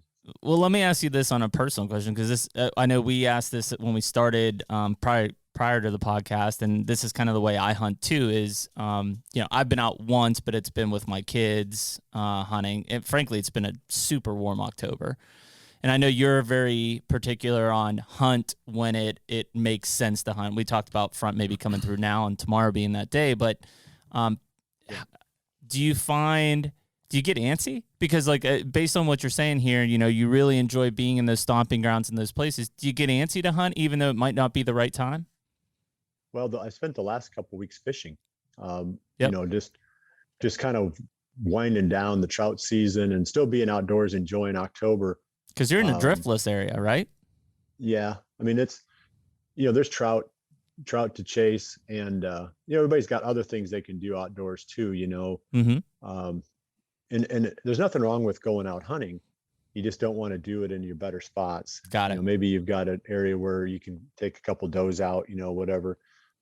There's nothing wrong. I think you should hunt October. I mean, the only reason I'm not hunting October typically is I've got other things I can do outdoors that I like to do. So being in a tree is awesome, but I can be on a trout stream too. Yeah. So I think October is awesome. It's probably my favorite month. The weather is so nice. Mm-hmm. Typically, towards the end of the month, the deer hunting starts to pick up. Excuse me. Prior to that, maybe there's ducks to hunt, or there's, Yep. Maybe there's other upland game or something that you can chase. There's plenty of stuff to do outdoors without going in there and messing up some of your better spots because you're impatient. Yep. Makes sense. Yeah. I mean, that's something I feel like I struggle with. We talked about it before about trying to not overhunt camera data and stuff. Like, hey, I'm not seeing them. Eventually, got to realize that camera's not capturing everything. Sure, you want to time your hunt right, but by the time he shows up in daylight on your camera, it's too late. You're a step behind. Well, that you can almost anticipate that, though. I feel like in October, it's those cold fronts. Even if you're not getting daylight pictures, you should be in that as close to that buck's core area as you can be when an October front rolls through, especially if it's a pretty sharp one. Yep. Yeah. Then you got a day or two there, and then you bounce back out again, and you stay away until the next front. Mm-hmm. And then finally you start getting towards the last week of October or the first part of November. And then you start hunting consistently because now you got the rut, that's kicking in. That's what I was going to say. What's your, on average, what's your magical day to say, I got to be in the stand almost every day? I always try to shoot for the 25th of October. That's my start date. Yep. Unless I've got some kind of buck on camera. And even then I'm kind of cautiously moving into it on the 25th because I may not even have, a specific buck on any kind of a daylight pattern, but I know that it's going to start to happen and I need to be in front of that curve. You don't want to wait until it happens. Yep. Because like you said, you can be a day late and $1 short.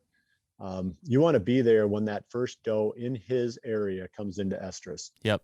Which means from 25th on, you run that kind of that opportunity every time you go out. I feel like I've seen mine as early as the 23rd or 4th. But normally 25th to 28th is kind of that first, multiple bucks in an area on a doe. Yeah.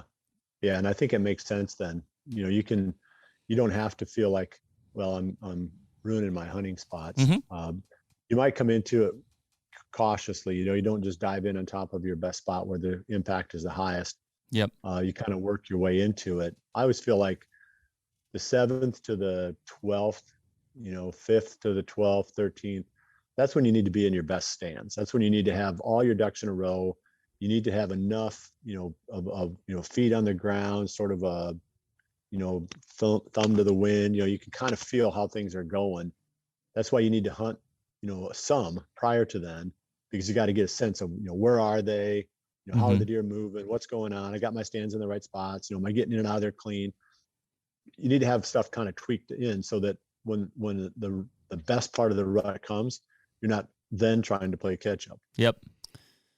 This is a luxury of having exclusive access to a property, because I find myself having to like get ahead of the other guys that are hunting our property. It's like, man, I don't want to rush in, but if I don't hunt that, somebody else is going to. Yep. Well, then I think October is good for that, especially the last week, because it seems like everybody shows up, in early November. And the last week of October can be really good. It's just, you hate to have your season revolve around, something that's really prior to the rut, because you really want to enjoy the rut. That's so. Yeah, I get that. It kind of stinks, and the people who hunt public land a lot, they deal with that, and the only way you combat it is to hunt places where nobody else goes. Yeah, get deeper. Hey, so for this year, obviously you're hunting a lease. So how many buck tags does that get you in Iowa? Well, I can shoot one primary buck or primary bow tag statewide, and then there's a late primitive weapons tag that comes in after the shotgun season, which can be either muzzleloader or a bow. And that late hunt on land that you don't have really, really good control of, it usually doesn't work very well. You've got to you got to dial in a piece of property for the late season to work for a bow hunter. Yep. And I know people who do it here and there and have some success, but if you don't really have control and you have little food plots set up that are just, ideally situated for late season hunting, that's really tough with a bow. Yeah. So I always figure, as a non-landowner, I've got one legitimate crack. That late season is really, really a crapshoot if I don't own land. So if you own land, then you get what's called a landowner tag in Iowa, and you can designate that for whatever you want. So I would designate that for bow. Then I'd have 2 bow tags for the rut. And then if you're a landowner, again, you probably have enough control. You can leave a nice little small food plot where you might have a chance during that late season, where it's not just a total, 2% crapshoot like it is most times. Which I think you did pretty well when you had your Southern Iowa place. Like you had had areas that you knew were going to produce late season and draw deer in because of the food. It's still tough. It'd be easy with a muzzleloader, but you're still dealing with deer that are pretty wary, and just getting them within 35 yards is still pretty tough. We did it occasionally, but not very often. Even in that setting where it was that ideal, it was still really tough to kill them with a bow during that late season. Yep. I think it always is. I mean, no matter what you do, weather, it literally, they're back to that food bed mentality, Yeah. And they're really wary. And the buck is usually the last one out. So there's X number of sets of eyes and noses, that are going to, they're going to run the interference for him. And so I've always told people, if you really want to be good during the late season, you take a muzzleloader, you have a blind, a scent containing blind, on the edge of a nice little food plot. You go in there and you sleep on the floor of the blind until like the last 20 minutes of legal shooting time. You poke your head up and look out the window, and then you shoot the buck that's out there, because all the other stuff that you do with your face looking out the window, I mean, those does pick that up, and then they're snorting and running, and you never see the buck. And so, I mean, they're so wary of everything, and they don't even need to be hunted hard to get that wary. There's just something about that late season that just makes them spooky. They're just on edge, and even if you don't think you're pressuring your property, like, again, unless you own a giant chunk, those deer are on other places that likely are getting pressure. Yeah, that's right. Yeah. So, well, let's get down to brass tacks then. What do you got this year? You got a good one pegged out? Well, I mean, I'm assuming so. The property was in corn. And I think he's in there picking it. He started yesterday. And I didn't get around in there because it's hard to go into a property that's corn from tree line to tree line, because, I don't want to be walking everywhere, carrying all my setups way back in there and then leaving scent every place, So I always wait until the crop is out, then run, my trail camera trap line with a 4-wheeler. Yep. And that's just a lot quicker. You don't leave any scent. I throw a pair of waders on, and I don't leave any scent near the camera locations. So what I'm saying is I haven't ran any cameras yet. Oh, wow. Yeah, but there were several nice bucks last year that never got killed, and one in particular that I got a pretty good beat on where that deer is going to be. I don't know it for 100% fact, but I would bet 75% I know which ridge he's living on. And he should be a lot bigger. He was a really, really nice 3-year-old last year. Maybe, yeah, I mean, he wasn't a 4-year-old. I mean, I'd just be pretending to say that he was, but hunting on a lease, my target age is changing from, when I was hunting on my own land. Yep. I probably would let a 4-year-old go no matter how big he was, towards the end on my own land, but I will definitely shoot this deer. He'll be a really good deer. So, I've got some ideas of ways to hunt him, and I'm going to try something and we can have some fun with this, but I decided that the hardest part of hunting this property is getting to and from the ridgetop stand locations. Okay. So let's say you can go in there, you're trying to hunt them in the morning.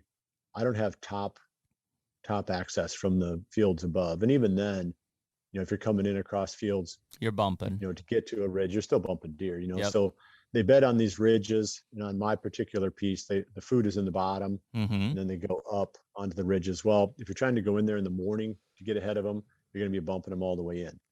So let's say you go in there in the evening and you can somehow sneak in there on a windy day or something like that, and get in there and get set up. You shouldn't leave, because if you leave, you'll never get back. So I've got this little bivy sack. In fact, it's laying on the floor right next to me here. Are you trying to tell me you're going to sleep in that stand overnight? Not in the stand. I'm going to sleep at the base of the tree. I love that. Only so Bill Winke. You don't do that with the cameraman. No, you could. No. So, if it gets cold, you just got to snuggle in that sleeping bag. I don't like the sound of that one. That's funny, man. I bought a 0-degree bag. Yeah. And I've got a little bivy. I call it it's sitting right here. RAI shell bivy is what it's called. Okay. Let me pull it up here. Believe it or not, this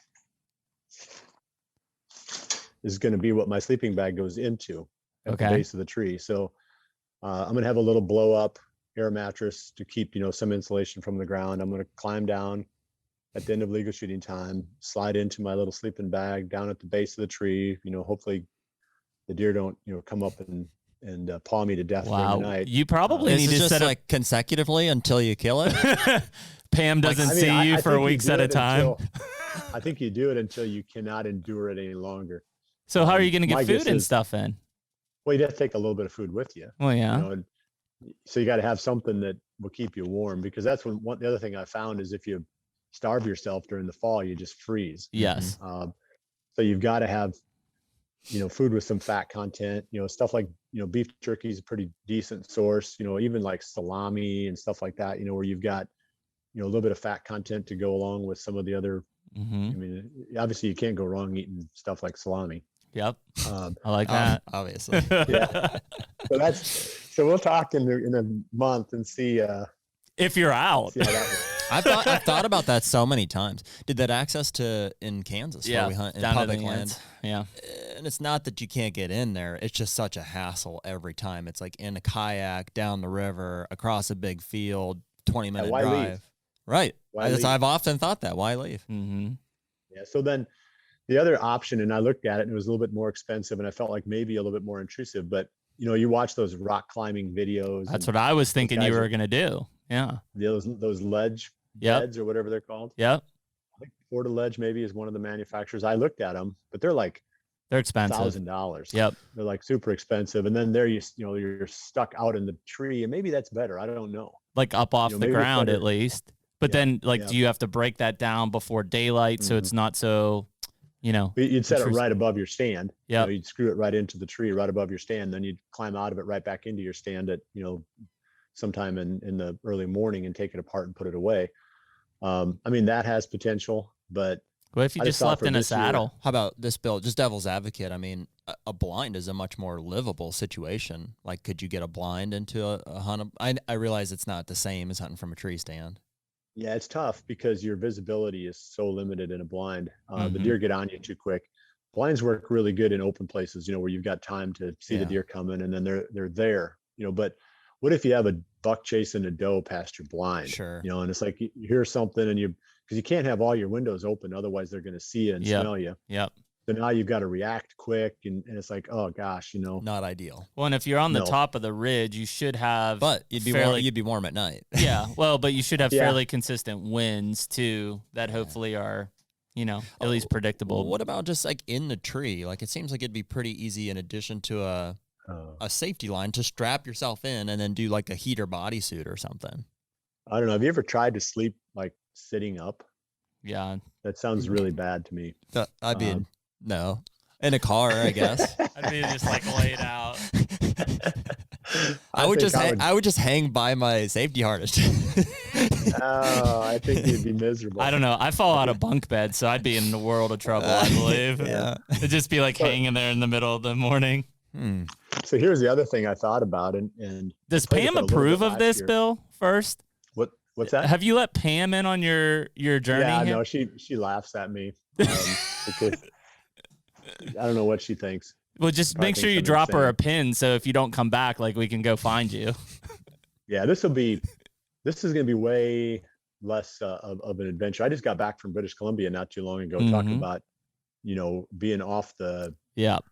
off the radar and off the grid, so to speak. But that was a real adventure. What we're talking about here is just, can you endure some discomfort?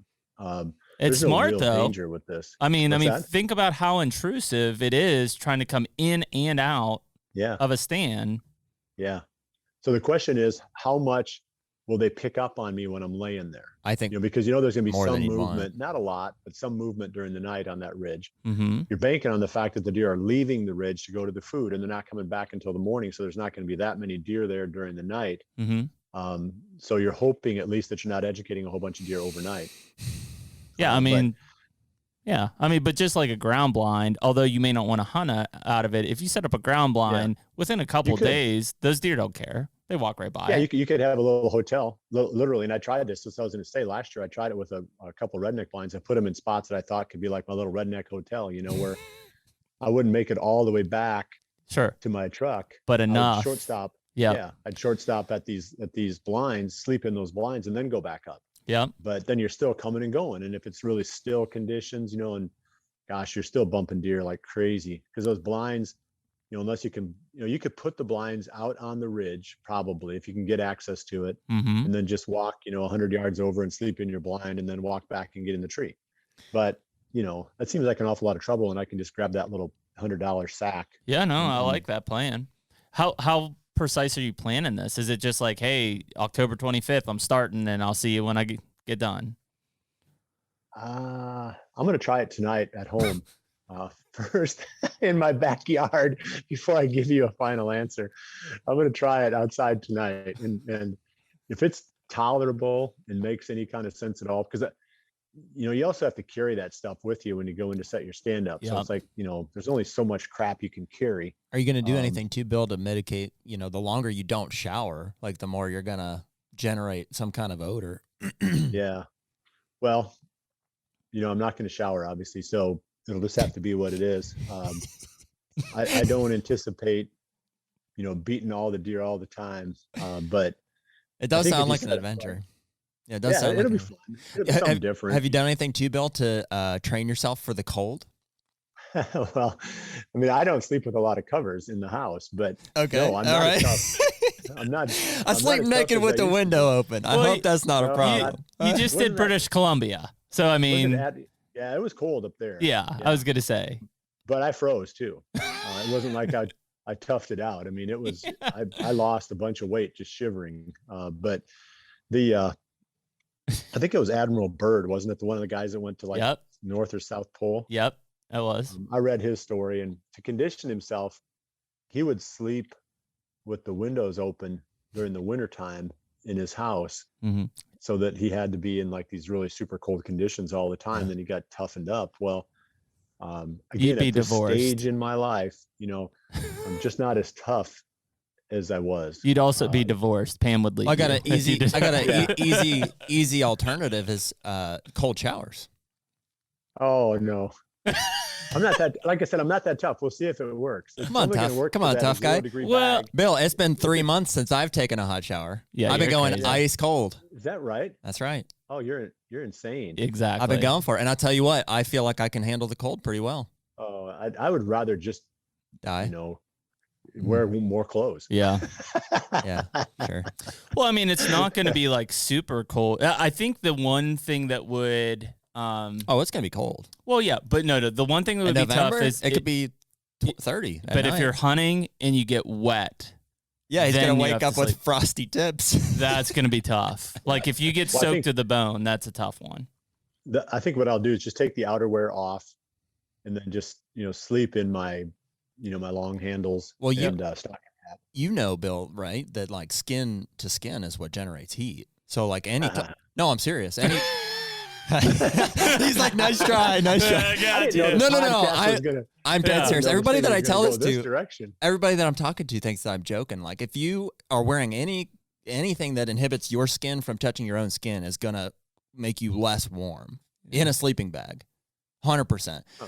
I went on an elk hunt when I was 15 or 16 and it was freezing. We were sleeping in a tent, but I mean, way back, and I was all bundled up. I wore like all my hunting clothes and I was in a 0-degree sleeping bag and I was freezing. I was I was so cold. Mhm. And I told the guide, I was like, dude, I'm just like dying at night. He's like, yeah, you're sleeping with all your clothes on.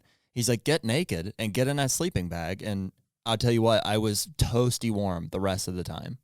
And that 100% works. Colton's not going on any overnight hunts with Hey, you. could be somebody else's skin, could be somebody else's skin, but even your own skin to skin, I promise you will keep you warmer than if you're wearing long johns. I promise. Well, I'll try that then because I just assumed that Buck more naked insulation Bill better. up on the ridge on a frosty I'm not gonna be rut naked. morning. Who else on a podcast has talked Bill Winke out of their clothes? Don't create that kind of image.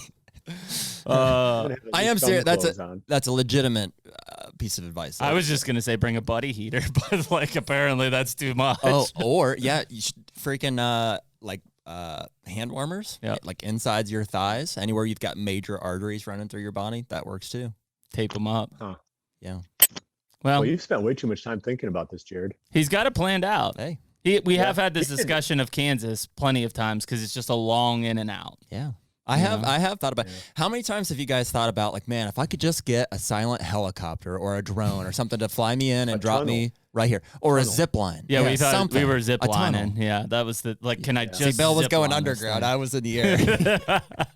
Yeah, so I think the next best thing is to just dig a little hole and have a little bivy sack and just curl up in there and throw the leaves over the top. Put it and, right over the top. Mm-hmm. Yeah, wake There up you the go. next morning and go Now, hunting. hey, see, now you're onto something. Why not dig a hatch? Like at the bottom of your stand, make a hut underground. Mm-hmm. Oh yeah, okay. Be like You know what I'm saying? it'll be like Vietnam all over again. Just I a have enough trouble well-insulated just getting a ditch. tree stand up, let alone making a place to live underneath it. Yeah, Now we're talking. we got this. Now thing we're down. talking. I'm just going to live here for November. I'm pretty sure the buck would just fall in the pit and break its neck, and we'd be done. Well, no, You it'd know? be covered. Yeah. You have to make an underground. You've seen The Hobbit. Yes, I have. Yeah. It's fake, but yes. Well, No, sure. it's not a bad. It's it a really movie. Isn't a bad idea. Yeah, It thank really you. isn't See? a bad idea. No, it is. It's just Don't more- encourage him, it's more Bill. work. It's more work than I'm prepared for. But just think, You ever there's seen gotta be preppers? something out there? Yes. They Like, buy coffins, buy old coffins. Yeah. Oh, now we're Now going you're way talking. too far. Yeah. Now claustrophobic is coming in. I feel like and I've seen this I'm in a out. movie somewhere. Yeah.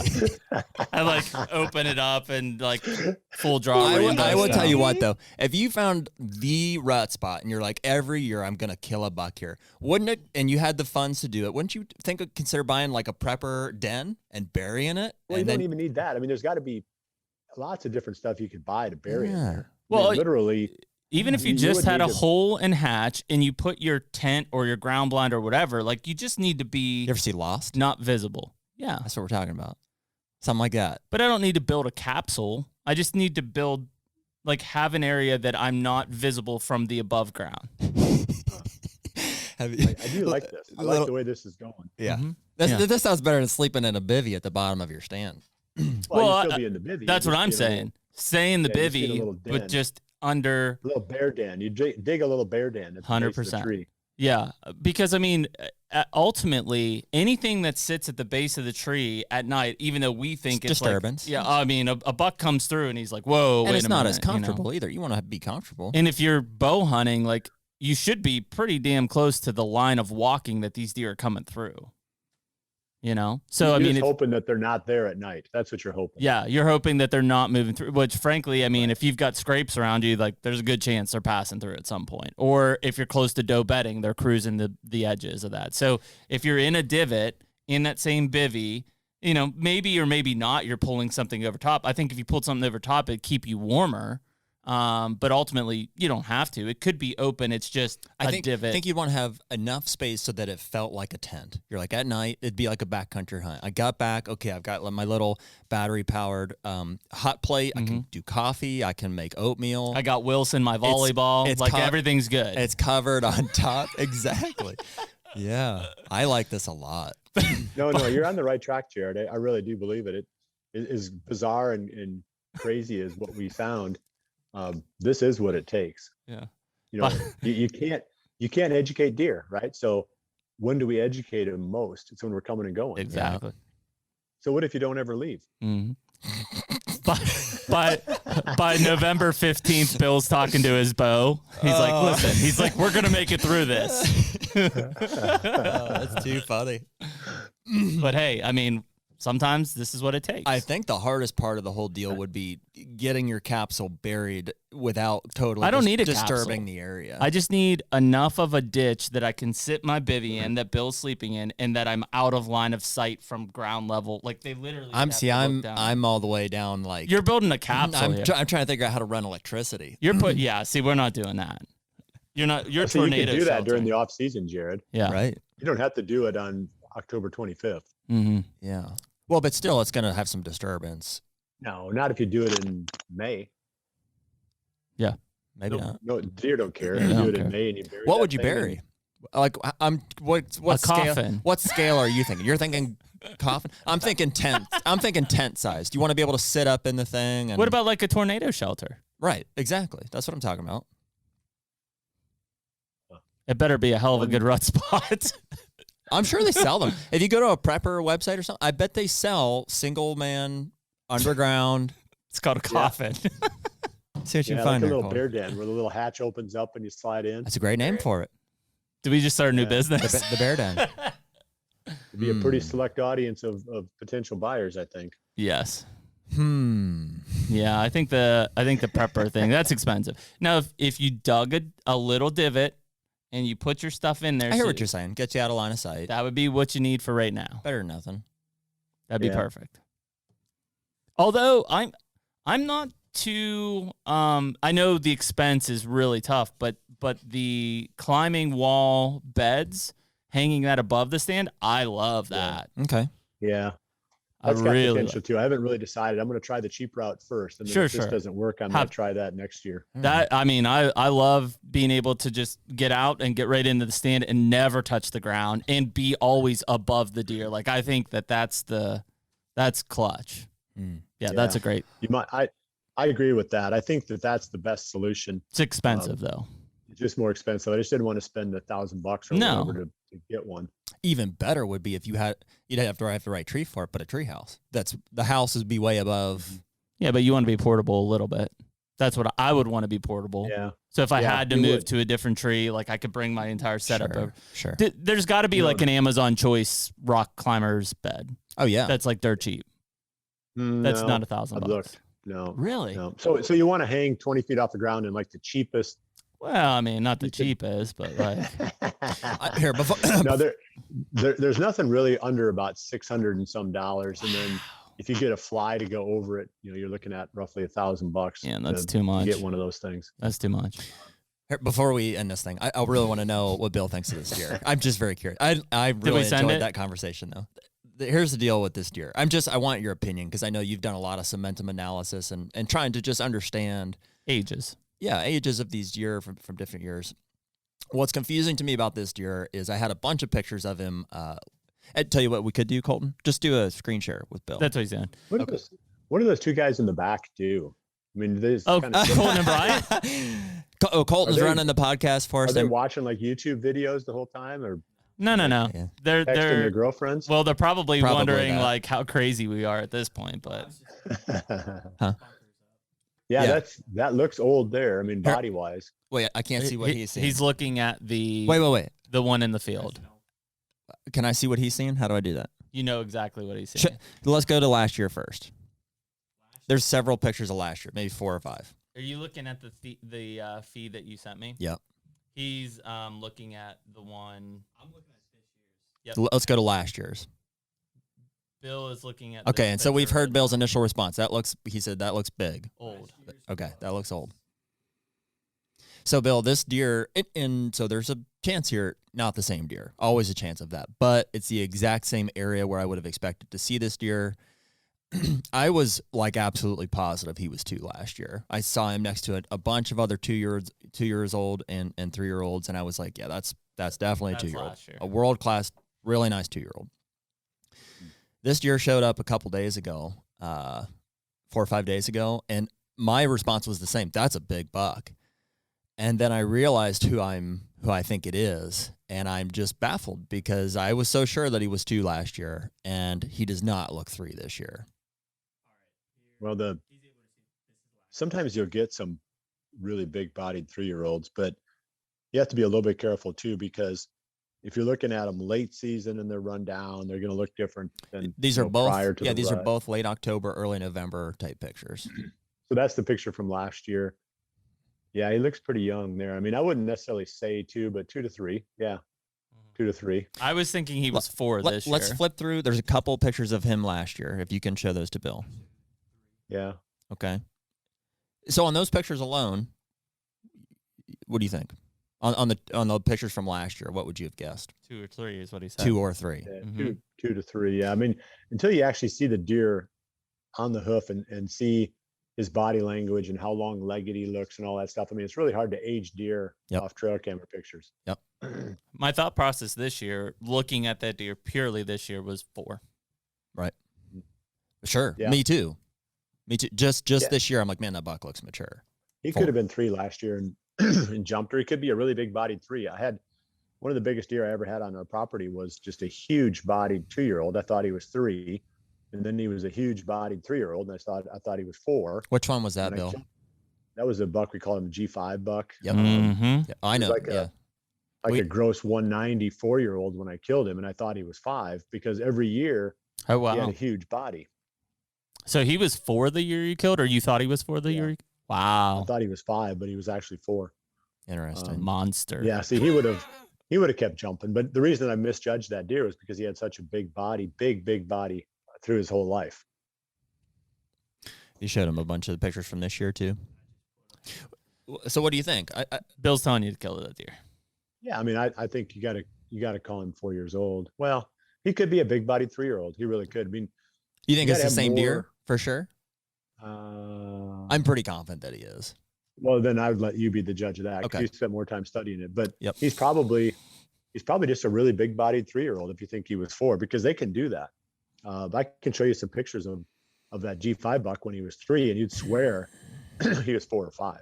And then when we had the cementum annuli testing done, he came back as 4, which meant that he was a huge 2-year-old. But all that made sense in hindsight. Are you sending those to Matson's or to Deer Age, Bill, historically? I was sending them to Matson back then. Yep. How much did those run? How much does that cost? They're not that They expensive. weren't super expensive. $60 The trick maybe? is to group them up with your buddies and send like several in at once. Yeah, you get a 'Cause the volume shipment cost. volume discount as the number goes up. That's why I used to rope mine into the state agencies. Some of the state agencies were flexible, and I said, hey, if I collect a bunch of teeth and give them to you, as long as you get the results, you cool with that? And they would just add them into their batch, but you got to trust that they did it right.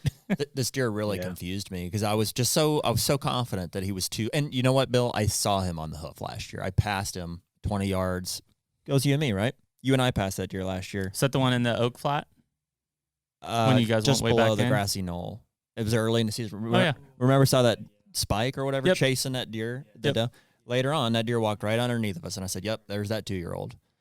And so now I'm like, "What is going on?" Because this deer looks mature now. Could just be a giant 3-year-old body. I mean, you're in the right area. Like his to body kill. doesn't look at all the same. It looks like he was 2 last year, and it looks like he is 4 this year. I don't understand. Yeah, but some of them do that though. They do. Yeah. That's where you get confused. Is those really big bodied deer? They throw you off. Yeah, I mean that deer very well could be 200+ pounds on the hoof as a 3-year-old. And so then this comes into play. I think you would agree with this, Bill, is that like I'm more confident in my ability to age a 2-year-old than I am a 4-year-old. Right. Yeah. Then if you're almost 100% sure he was 2 last year, and you're almost 100% sure it's the same deer, then he's 3. Yep. Yeah, that adds up. The math works there. they don't jump 2 years. It'd be nice if you could get. Well, that's why I'm so confused. It seems like that's what he did. I don't know. It's just a time traveler. Well, and the other thing is you've got enough bucks on that property that we know are 4 or older to conservatively say, hey guys, let's pass him this year and give him a year. No, everybody's already said they're not willing to pass a deer. So they did. Yeah. Dale and I had words about it the other day. But what if he's 3? He doesn't go against that's the property standard is 4. Yeah, we're back to the struggles of talking to your family. Yeah. But anyways, I appreciate your opinion. That's all right. So Bill's got you've got a focus buck that you're going after. That is the deer that you're putting the effort in. A theoretical. We don't know he's there for sure. From last year. I believe we found the sheds off him. I'm pretty sure he's still alive. If he's still alive, I'm pretty sure I know where he's going to be. How big was he as a 3-year-old? He was pushing 170 as a 3-year-old. Oh. Yeah, I'd I think a lot of people the kind of frame that because he had a few stickers and some really long points, So usually those are the deer that blow up. Yep. You can get some really nice looking 3-year-olds that are kind of massive and stubby, and you're like, they just aren't going to blow up. Yeah, he's not going to put the tines. You get those tines. kind of spindly sticker point type deer that have long tines. He could be, I wouldn't be shocked if he's a 200-inch deer this year. But he could be a 175. Who knows? I mean, I've seen him do that too. But he had the frame as a 3-year-old that he could really blow as a 4-year-old. Love that. Yeah. So it'll be cool to see if he's still there. That's where I'm going to spend my nights sleeping is on that ridge.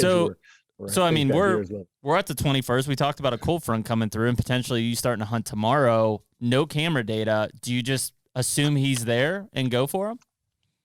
I'm gonna be very cautious about how I start. I'm just gonna be fringing, getting my feet wet, getting a little sense of what's going on. The farmer's not gonna have all the corn out yet. I'll be sneaking around, maybe get a redneck blind on a trailer, pushed back in there someplace where he did combine. I'm not gonna be full court press.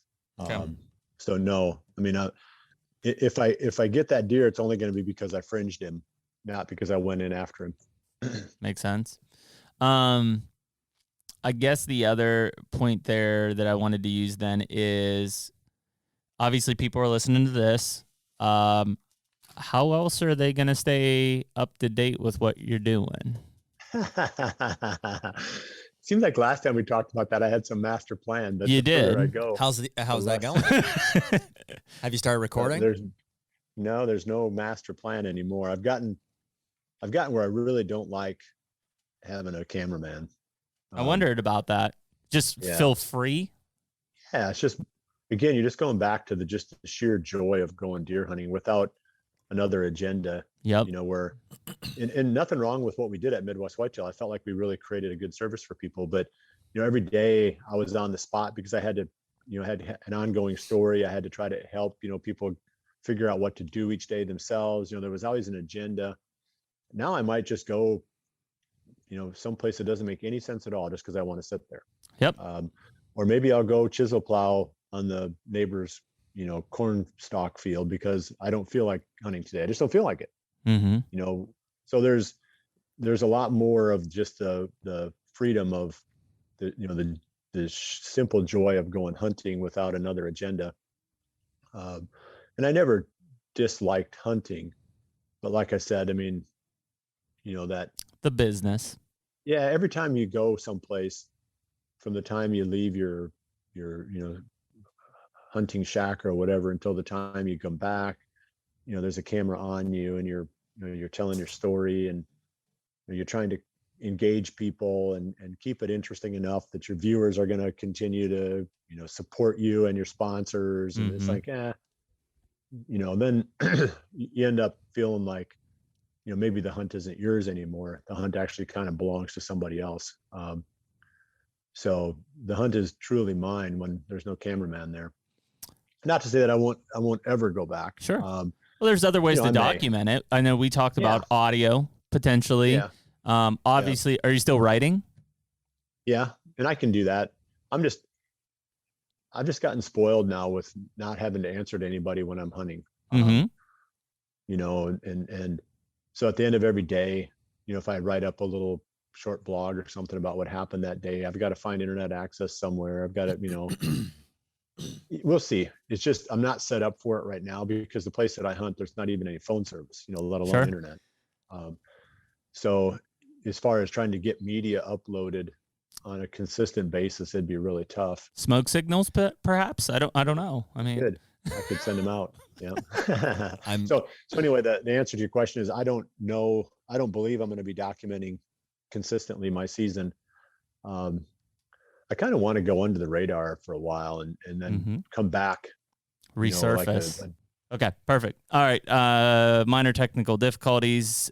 Bill's dropping so much knowledge on us it overheated the computer. Yeah, couldn't handle it. That will happen. So that said, where were we? We were gonna wrap. So Bill's going underground, like literally going underground for the literally, season. yeah, and metaphorically. So is that kind of the? I mean, we're in it at this point, I guess, Bill. So that's kind of the final decision. Is you're just gonna do your own thing, right? Yeah, I think so. I mean, I don't know. I mean, I may get a wild hair, once the season gets going, and I didn't have any real ramp up. So I didn't get any hype built up around any specific deer or anything. So it's kind of hard to get people excited about a story of my season when there's no story even started. But maybe next year that'll change. I like not having to be in a popularity contest with everybody else in the whole world trying to figure out, who gets the most views or whatever. It's just kind of nice to get away from all of that. Sure. But I do like helping people. I do like sharing what I've learned over the years. So I need to find a way to do that in a way that's not too intense. I know I've talked with the guys at Peterson's Bow Hunting about doing some multimedia with those guys and let them manage it and produce it. I could just be some of the talent on that, and that might have some potential where I don't have to worry about the backbone of how the whole thing works. So we'll see. But for this year at least, I don't foresee producing a lot. Maybe I'll produce some stuff after the season. Sure. To take a look back and put that into the YouTube and into some of my other channels after the season. But I don't want to do it while I'm trying to hunt anymore. Well, I think it's just how does it come across, right? Because like ultimately, barring you don't kill them on the first sit, which would still be awesome, but like this potential adventure for this deer sounds very intriguing to probably a lot of us, right? And you won't have a cameraman necessarily to document it like that's why he's enjoying it so much. Is because people are dying to know, and he's like, But I mean, how do you frame something up? Like I would be the same way. Let's think of Donnie Vincent, right? Like those kind of epic, like adventure hunt type things, but without a cameraman. Like, is it story based? Maybe it's story based. Is it audio based? Possibly. You. What do you mean by it, Donnie? I think the way that it should be. The way it should be done is filmed with an iPhone 13 or whatever, and then just broadcast from the ridge every evening to the various channels. But you have no service. That just sounds, and I think I would have on the ridge tops. As long as I'm up on top, I probably could pick up enough to do it. But I don't know. It just feels too much like I'm going back to making hunting like work again. Mm-hmm. But maybe that's the way I need to go. Well, there's a demand to know what Bill is doing. And I don't mean that in like why don't you just do a podcast? You're obligated to us. But like, people just want to know, like, we followed you for so long and we learned so much, when you kind of go underground, it's like, well, we don't want you to. Right. Well, and maybe I won't, but I just haven't come up with a real simple way to do it. And I think that this year will be pretty fun. from the learning standpoint, because you know that this isn't going to work very smooth. No. What I'm talking about doing. Yeah. You never know. And you know there's going to be Yes. days when I'm going to be like waking up at 9 a.m. to climb into my tree stand, because I froze all night long. But, so this is not going to be a flawless execution. So it might actually be pretty comical, if it was actually producing it. Yeah. But it'll be a learning experience no matter what. But I'll share that, one way or the other. It may not be in real time, or I don't know. No, it won't be. It won't be in real time. It may be. I just have to get motivated. It's a lot more trouble to produce media than what people think. It sounds imminent, though, that you are going to buy the next Bill Winke farm, at which point there's going to be unlimited documentation if you want to. Yeah. Yeah, there's definitely some farms in the works right now. I mean, I'm not going to share too many details, but, I've got a couple of them that are past the point of, one I'm buying, and then the other one is potentially out there, might happen. So it's not like I'm not going to own land, by this time next year. I'm going to own land again. So anyway, I think, we're talking about trying to wrap this up, and I know we've spent like a long time just kind of talking about some kind of crazy notions, but, there's two things that people could take away from this I think are pretty significant. One is, don't think that you can't own land. You can find a way if you want to badly enough. I encourage everybody, don't just say, oh, that's not for me because, this or that. If you want it badly enough, you can figure out a way to get yourself into that game. The other thing is, come up with some creative way to eliminate the impact that you have on the deer. Like we're talking about the, sleeping at the base of the tree, or putting up that portaledge or whatever, putting the little redneck hotel out there where you can sneak over to your ground blind and sleep in there and then back to your tree. All of that is way better than crunching down through, where the deer are at when it's time to either go or leave, from your tree stand. That's going to be an interesting progression for me, but it doesn't change the fact that every one of our listeners can definitely find some creative way to reduce their impact. Yeah. And I think that... I don't know why a hot air balloon just popped into my brain, but I'm still thinking. I'm still on that thought. Well, you keep coming up with like way out there on the... Yeah. Well, a hot air balloon is silent, and you can tie it to the tree. Yeah. No. Yeah, they wouldn't see that. Not sounding so dumb now, am I? Well, I'm already trying to think of how to make an affordable, put it on the tree, sleep in it, come out, but not risk your life type of thing. So you might have to swallow the cost of that portaledge, because those guys have done the studies. They've done the research. They know. What's that? Yeah, they've absolutely done it, and like I think that is the way to do it, to kill a giant buck in an area that you do not want to come in and out. Here's the real downside of the portaledge versus the ground. So let's say it's 20 degrees out. The bottom of your portaledge is in contact with 20-degree air. 100%. Yep, it's coming right up. You cannot warm that air. Yep. There's no cushion ever of warm space under your portaledge. Correct. Whatever pad you're sleeping on is always going to be in contact with something that's 20 degrees. Whereas if you put it on the ground, at some point you're going to have a little warm space that you've generated underneath your pad that may be 50 degrees. Yep. Or something like that. I really feel like you're going to be a lot warmer on the ground than you are on that portaledge. Agree. I just feel like you'd be miserably cold.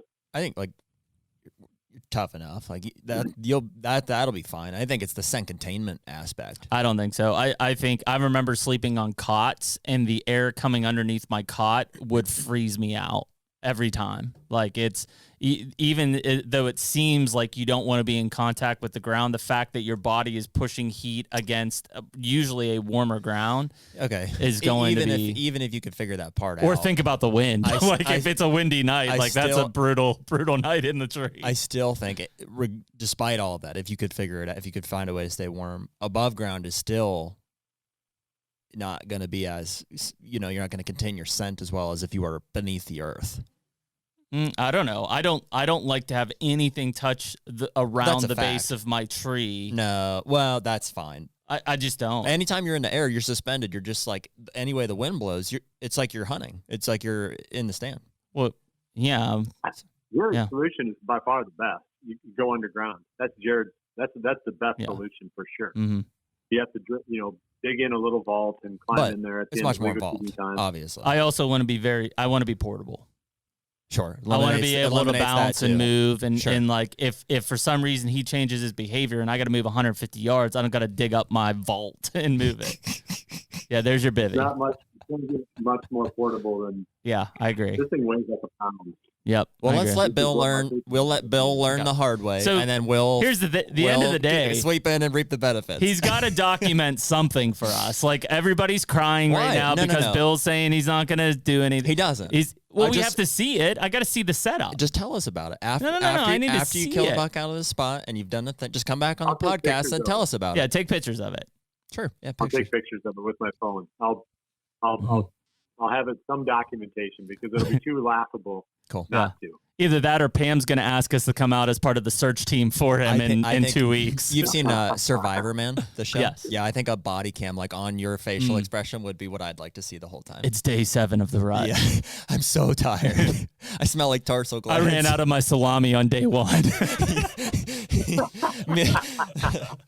Oh man, That's the biggest risk. I'm going to eat myself out of running out of salami. I don't know how Salami rations are running low. he's gonna be skinning squirrels in his little bivvy tent because he's out of food.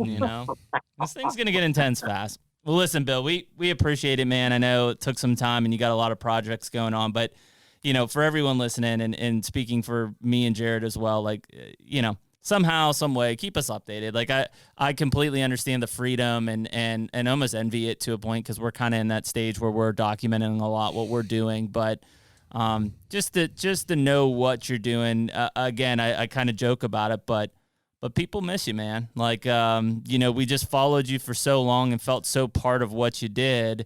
That and that means you did it well, right? Because we're looking for it again. And nobody else has kind of filled the gap. And if I'm still relevant a year from now, then maybe I'll consider it again. You'll be relevant. Or alive yeah, if Jeremy's keeping on his narrative. Well, geez, like, come on. I mean, obviously, just to prove me wrong at his stage in life. Bill, you're almost dead, right? He's like, listen, I'm going to go out. I'm going to camp naked on this ridge for 20 days, and I will tell you that I don't feel old. If he's getting younger, if anything. That's what I hear. I think you stretched my focus a little bit there, but yeah. Well, hey, listen, if it's me, I hope you go in the first night and kill this deer and get the hell out of there. Yeah, we're all hoping that. Yeah. So, well, we appreciate it. Have a little fun. Well, we appreciate it, Bill, and thanks again for being on. And we look forward to hearing how things go. And as always, be safe out there, of course. Yeah, thank you. I appreciate it, and good luck to you guys too. Hope you have a great season. Thanks, Bill. All right, buddy. We'll talk to you soon. Awesome. As always, you're digging holes. Dude, he's like a kid again. I really appreciate that side of Bill. That was so much fun. Well, and I mean, again, and maybe it's disappointing to some listeners. Ultimately, the fact is like the dude's free. Yeah. And I don't mean that in a weird way from like a Midwest Whitetail standpoint, but like you can tell he just loves to be back out and he's free. Yeah. As much as I'd love to see him come back and do something, I'm just so happy that he's not. If you love something enough, just set it free. Let it go. Yeah. Bill's free. No, he seems very happy. It was what a good talk, and I do think because I know how much passion it has. That's how Bill and I met, was doing land management and stuff. When he closes on some farms, we will see Bill come back, just because he'll want to document it almost for himself as much as sharing with all of us. So, so that's it. Episode 44. I think we'll have him back on after he sleeps in his bed. We have to at this point. Yeah, we have to. When he kills his buck, I'll be the first to text him and be like, come tell us Maybe about in the it. meantime, I'll bury a hatch somewhere and we can have a follow-up conversation. I don't understand this. I have no problem saying I'm a claustrophobic fool. Like, I'm not living in no hatch in the ground. Not even for a booner? Well, maybe. That's what you got to think about. That's what's on the line here. I'm feeling simple. See, like you're real deep in the hatch. I'm more like, let me talk to some Vietnam vets, dig a foxhole, and go into it, and like just live in the foxhole. We're in the same. But I can't do path. that for more than like 2 or 3 days. Like it's not sustainable. Okay, 2 or 3 days might buy you the opportunity you need. Typically, I just need one. But Yeah. Well, that would be Plan A. First, I need a deer to kill. The capsule is for Plan B. I need a deer to kill first. That's true. Then I'll put the capsule on the ground. All right, I know you got to run, dude. Let's wrap it up. Yeah, it was a good podcast. We appreciate Bill coming on, and always. We will definitely have him back to tell us about his, I don't even know, if some sort of an adventure he's about to do. Or maybe we'll have Pam back to recite like what happened to Bill Winke. If I know Bill, what will happen is he'll go out and he'll do it for a night, maybe 2 nights. He's going to test it tonight. And then he'll come back, and I think he'll reconsider. He said, well, here's what I did last time. And then he's very calculated. He's an engineer by trade. Right. Like, that's his mindset. Right. So. That's why we need to let him pave and learn the hard lessons. And then once we figured it out, we reap the rewards. We'll reap the rewards. Mm-hmm. All right. We appreciate everybody listening to HUNTR Podcast. See you next week. It's November. Later. Bye. Take me